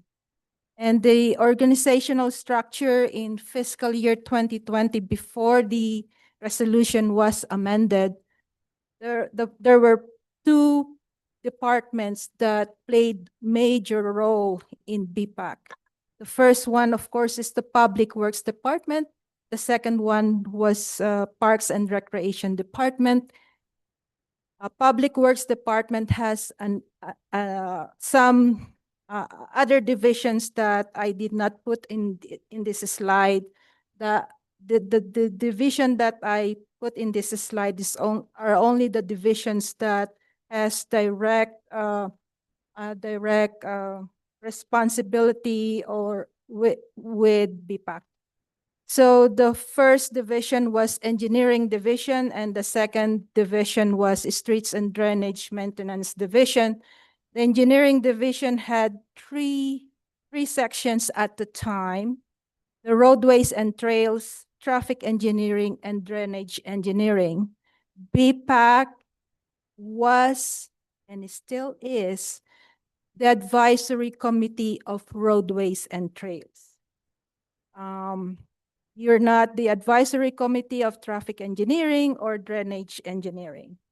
At the time, when we meet, the support staff and reporting parties at during the meetings from 2020 through 2022 were the Roadways and Trails staff, Parks Division Director, SFMPO, which was under Land Use Department, the SFCT, who was the they were contractor for Parks Division, the Engineering Division Director, and the Police Chief used to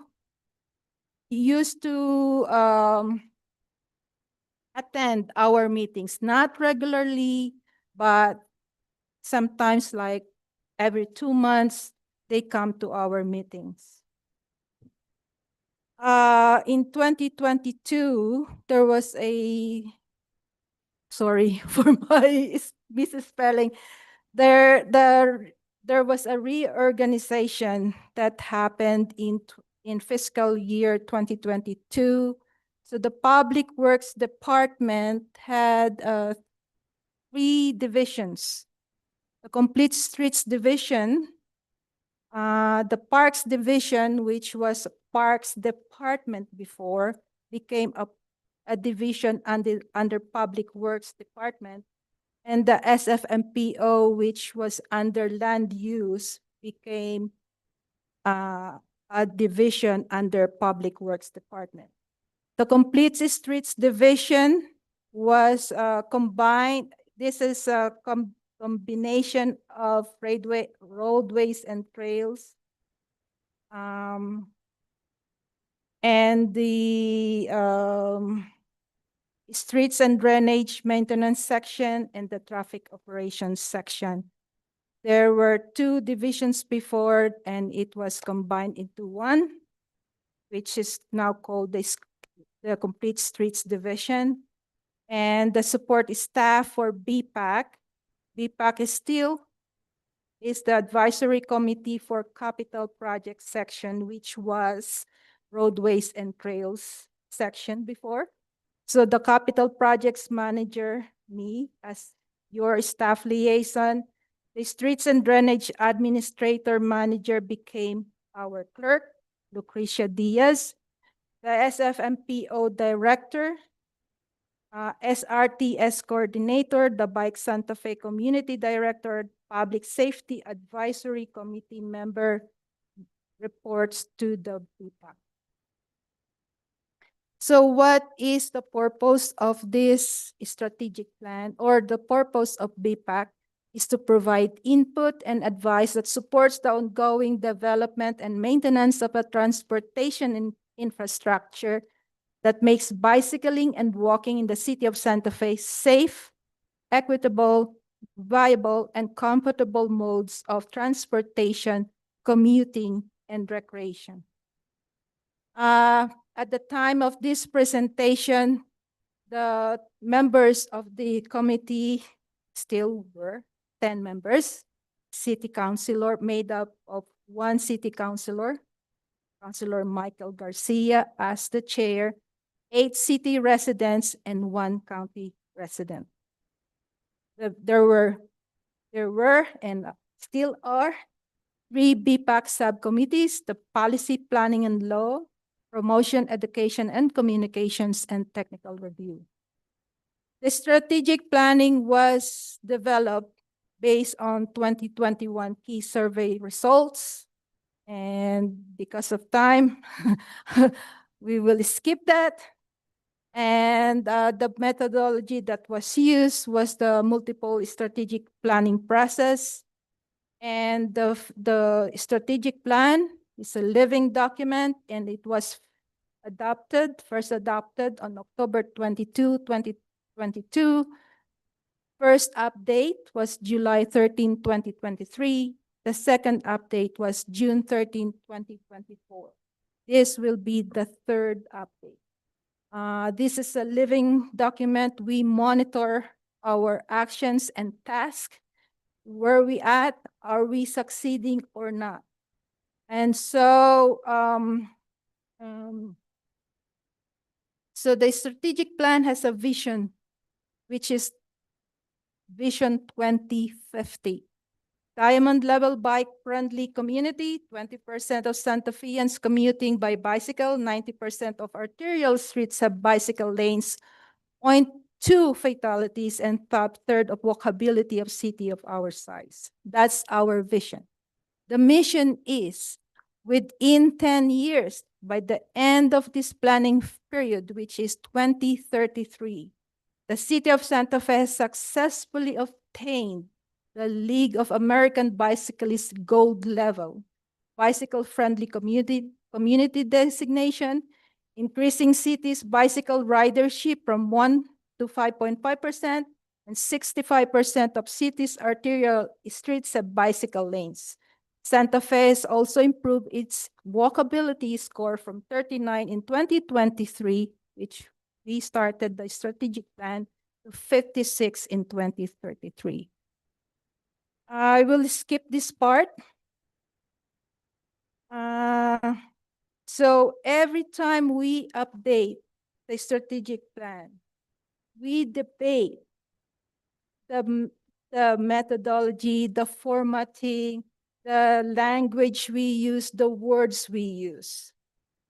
This update, I suggest to the committee to focus on the action plan, because we always fall short on the action plan, which is the heart of your strategic plan.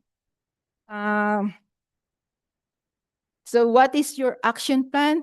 It answers why you're doing this, who are going to do this, how is it being done, what will be done, when will it be accomplished.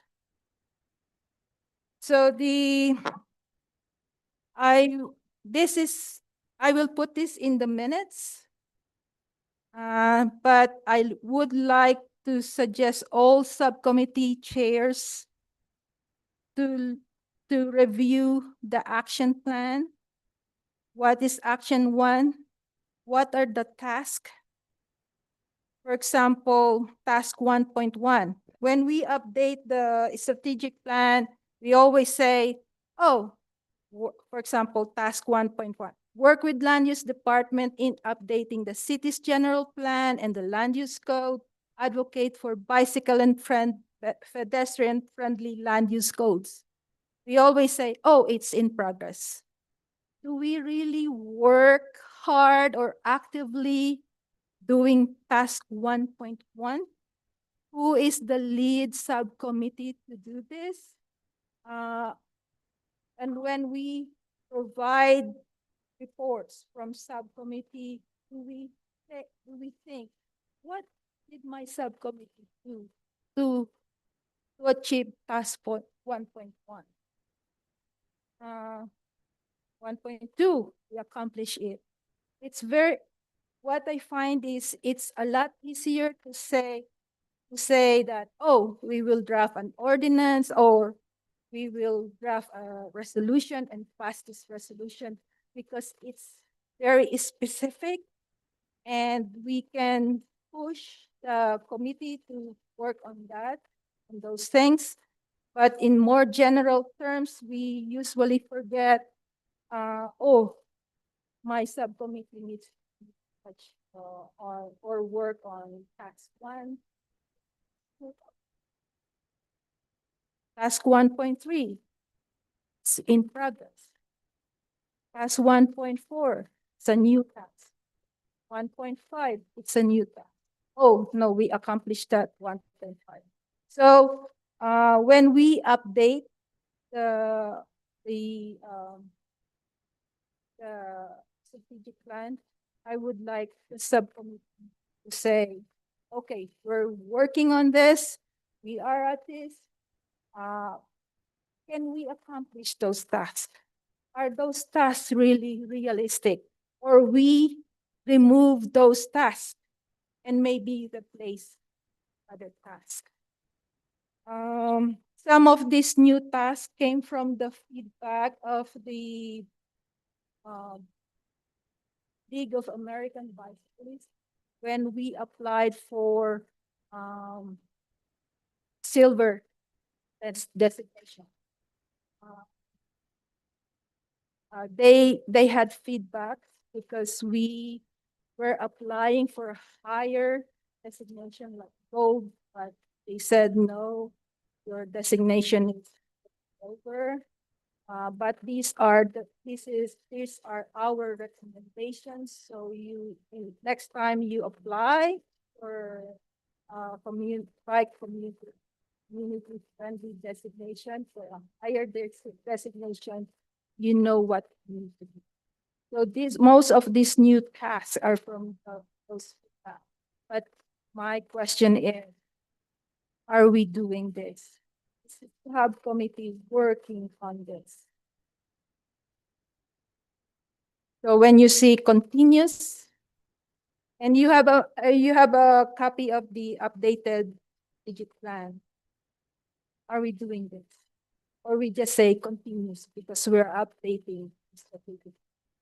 We have another 2 years before we apply for the bike-friendly community designation. So that's it. I just wish we present to the governing body yearly. Next month is already October. We have not updated what it's like.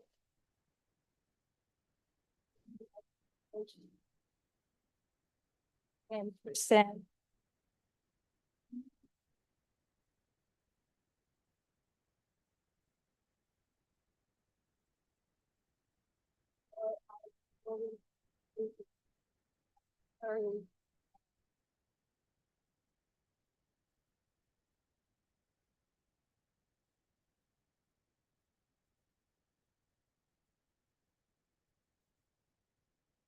I will. What's this?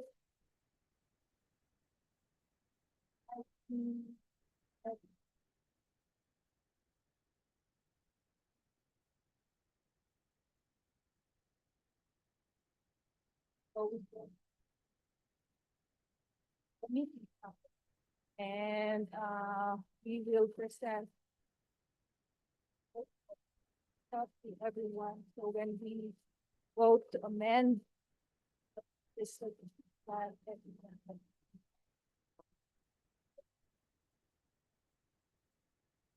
Thank you, Romella. Any questions, comments from the committee? Member Gabriel. Thank you, Mr. Chair. So I have a question for you, Romella, about one of the things in the plan and comment about when we should present it. So there's in progress and there's continuous. What is the distinction between those two, and should we use one or the other unless they're very distinct? yeah, what I notice is that when we say in progress, there's some work that's started. When it says continuous, you don't really know. We did not even start at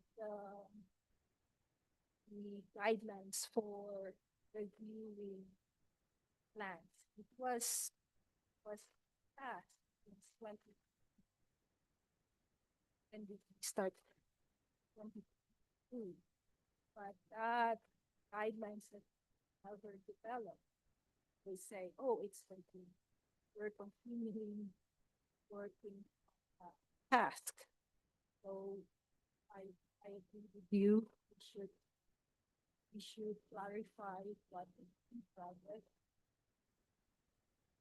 Well, so I wonder if continuous is not appropriate. If, for instance, something hasn't started yet or has become not realistic, it seems like it would be more honest to say, we haven't started it due to whatever. I don't know. It just seems a little bit confusing. So that's one comment. My other comment is that the subcommittees could meet over the fall and update our sections of the plan. And I would suggest that we present to the new city councilors versus doing it in December, which is a crazy month for a lot of people. And I just think it's a good way to educate new city councilors as to what BPAC is doing. So that would be my suggestion. Thank you. So like to suggest to the committee that every meeting we allot 30 minutes in the city and don't do what we did for 2 years. We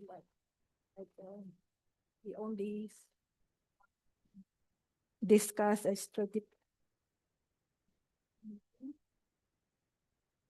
I believe if we do it every 30 for 30 minutes every meeting, we can accomplish what we have. Member Pilcher. I had a comment on this in progress versus continuous. You know, to me, in progress implies something we're working on and there is a completion date for it, whereas continuous is something that you just do all the time and never gets done. I know, and like the budget process, the city's always working on it, but eventually adopt a budget, but there's going to be one next year. It's not like, okay, we're done now. We don't have to worry about that anymore. We're like doing the dishes at home. It's just a continuous process. Especially with teenagers, it's continuous. There you go. Anyway, that's the distinction it makes in my mind of this. That continuous means you're never done because it just keeps coming back. It's ongoing. Ongoing. Mhm. Thanks. Any other comments? Vortiger. I agree with members. Thank you, Judith and Pilcher. I want to put in a plug to say that I do think we ought to present this to the next council, and it won't be probably January, just realistically, whenever it'll be. And I just want to editorialize and say, let's just tell them what's what and what we're doing. How can they get on board and make it happen? Because this committee does a lot of work and has done a lot of work. And we don't need new ideas coming out of, I'm sorry, counselors, but we got this. Thanks. Any other comments?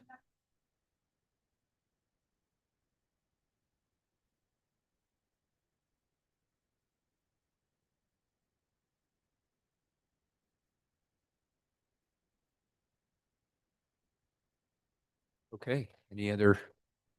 Do you need us to give you direction or?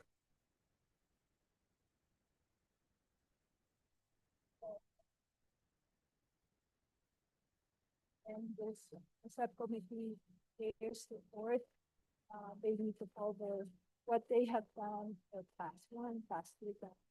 So it's more focused. Okay, Member Gabriel. 30 minutes at every meeting seems like a lot to me. And we quite frequently run over time. I'm wondering if for each of our subcommittee communications, we could give a very quick update if we have anything relevant on our progress on the strategic plan versus having a set 30-minute agenda item, just because it seems like there's so much work to do. So I wonder if we might consider that instead. Thank you.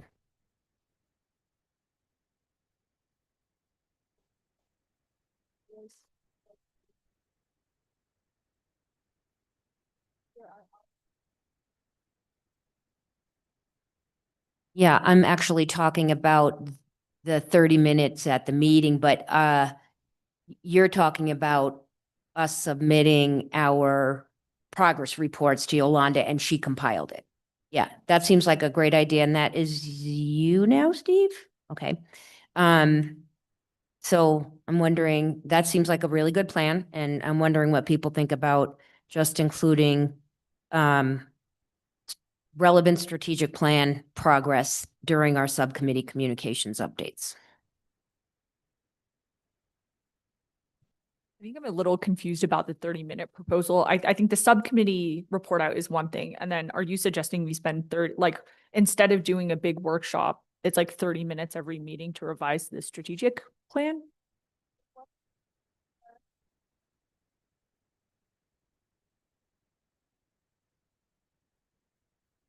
Mela, could you speak into the mic? It needs to be posted as a special meeting because we might have a quorum. So I do not know if you want to have workshops rather than discussing this at a meeting. Because we cannot discuss any amendments, any updates without posting it as a meeting because we will have a quorum. Thank you for bringing that up, Helen. I think maybe I misunderstood the 30-minute thing. So I was thinking we would somehow have 30 minutes at every meeting to discuss the strategic plan. Last time what we did was we had this off-site meeting that got posted. But I'm wondering if the subcommittees all meet and we update our portions of the plan, and that we do have at either, I don't know, October, November, December, probably not October because that wouldn't give us a chance to meet as subcommittees, but towards the end of the year or even at the beginning of the year, bring that all together and discuss what those changes were. And then on a regular basis, if we are making progress on the strategic plan, included in our subcommittee updates. So any thoughts on that? Sounds good.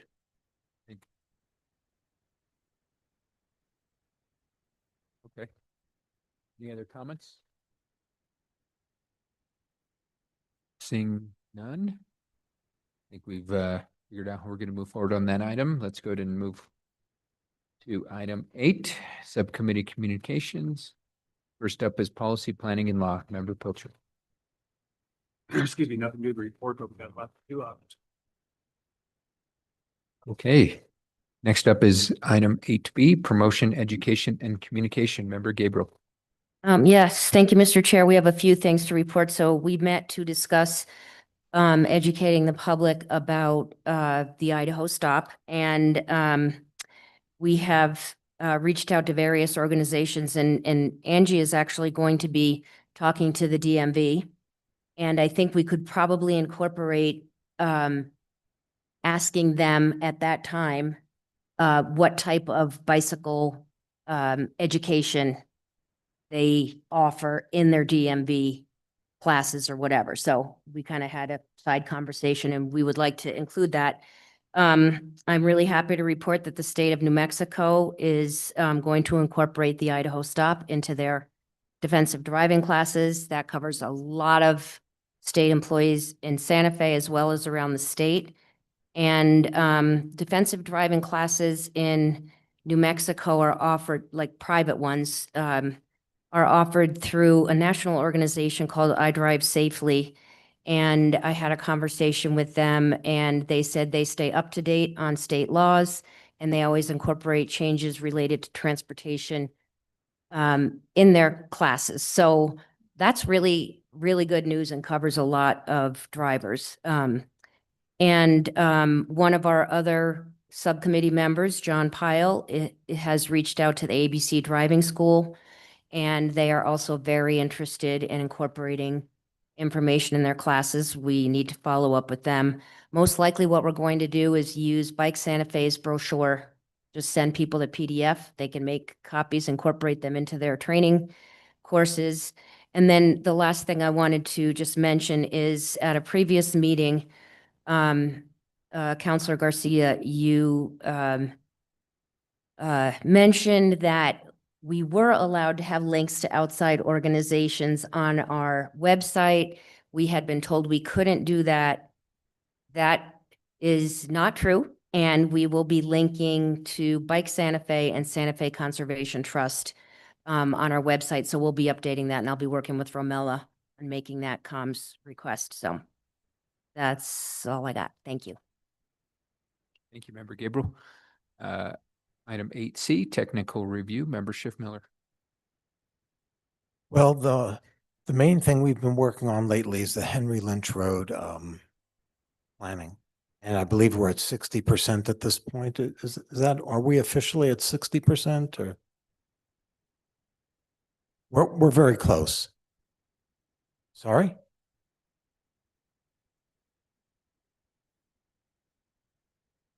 So we've passed 60%. Okay.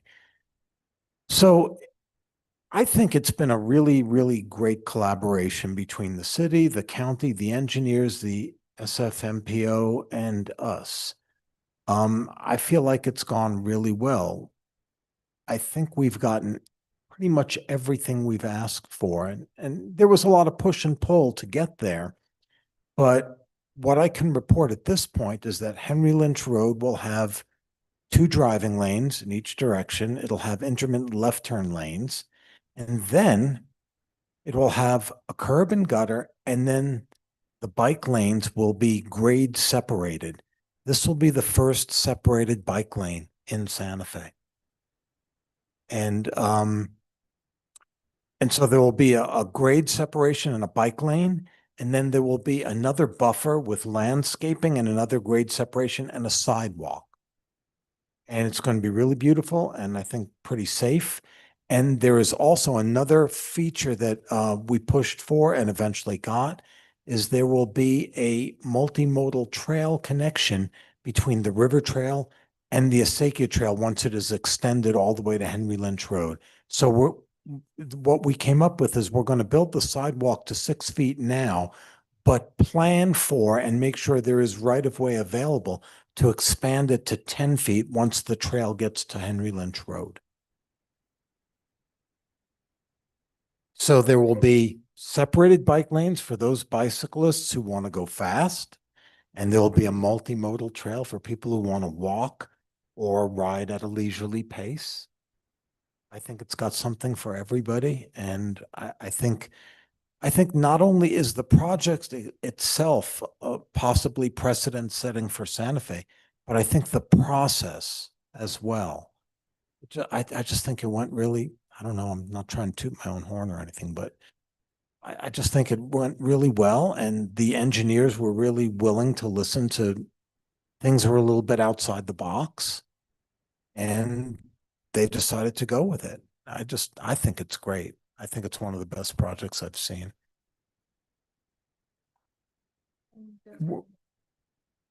2-3 years? When does construction start? We lost the construction funding Oh, because we, when I applied for construction funding, I thought that the plan sets will be delivered or completed in October or November. But because of all the changes at the 60% design, the consultants cannot deliver it on time. So the beauty of this is next cycle, funding cycle, the city and county will apply for funding together. So the construction funding will not be only city portion, but city and county portion for the whole roadway. And one of the reason also is that the change in methodology or process is that one of the feedback that we received from lab when we applied for silver designation is that it's good that the BPAC is involved in reviewing plan sets, but they want the BPAC to be involved from 0 to 10%, not 30, which is in the resolution, 30%, and before it goes to the NMDOT for review and approval. In practice, we don't do that. We include BPAC from the very beginning, from conceptual through completion, through 100%. And changes can be made at any level, 30, 60, 90, 100%, like Bishop's Lodge Road. But we cannot say that to the committee, to the reviewing committee. They will only see that the resolution states that BPAC is involved at 30% and before the plan set is reviewed or approved by NMDOT. So maybe that's one task for this committee, is to amend the resolution. Thank you, Member Schiffmiller, for that very exciting update. Matters from staff. We are planning the ribbon cutting for Guadalupe Street project on September 30. There's some hiccup. The mayor cannot attend the ribbon cutting on September 30. So we're trying to find the date that the mayor will be available. But it's a huge accomplishment. It's for the Guadalupe alone, not the bridge, because that's a separate funding. It's $11 million for construction alone. That came 100% federal funded. There was no city funding. So that's a lot of money that was spent in our community. And we have a new road. The Guadalupe did not have a makeover. It was a total reconstruction from surface down to the storm drain. We replaced all pipes. The utilities were replaced. So we will have a new road, and with proper maintenance and applied at right time, we can have that road in good condition for 25 to 35 years. And a storm drain that can manage 100-year storm event, and that will last at least 50 years. That's a good thing, and I hope the community will realize that. Thank you for the update, Romella. Good job. Matters from the committee. I just had one comment to make. Doesn't require any action, but I think as we look at bike safety and everything through town, at some point it'd be nice to have a discussion to get some input on speeds that are allowed on streets. I know moving here 4 years ago, I was surprised how many 40, 45 mile an hour streets there are in SeaTac, and how wide some of the streets are, which also makes it very unfriendly for bicyclists. But admittedly, I moved from the congested Puget Sound area where we were lucky if you could even go 60 miles an hour on the freeway because there's some traffic. So having 75 passing by Santa Fe was quite shocking. But yeah, high speeds, I think recently saw, I can remember where obviously they cause greater harm to people in the event of an accident, the faster the cars are going. And certainly in general, it makes for a much less friendly cycling environment when someone's whipping by you going 50 miles an hour and you're in a 4-foot wide bike lane. Guadalupe is 20 mph. And we, as I reported last month, we are reconstructing eight roadways. So we'll get there. Okay, any other comments from the committee? Matters from the chair tonight, I have none.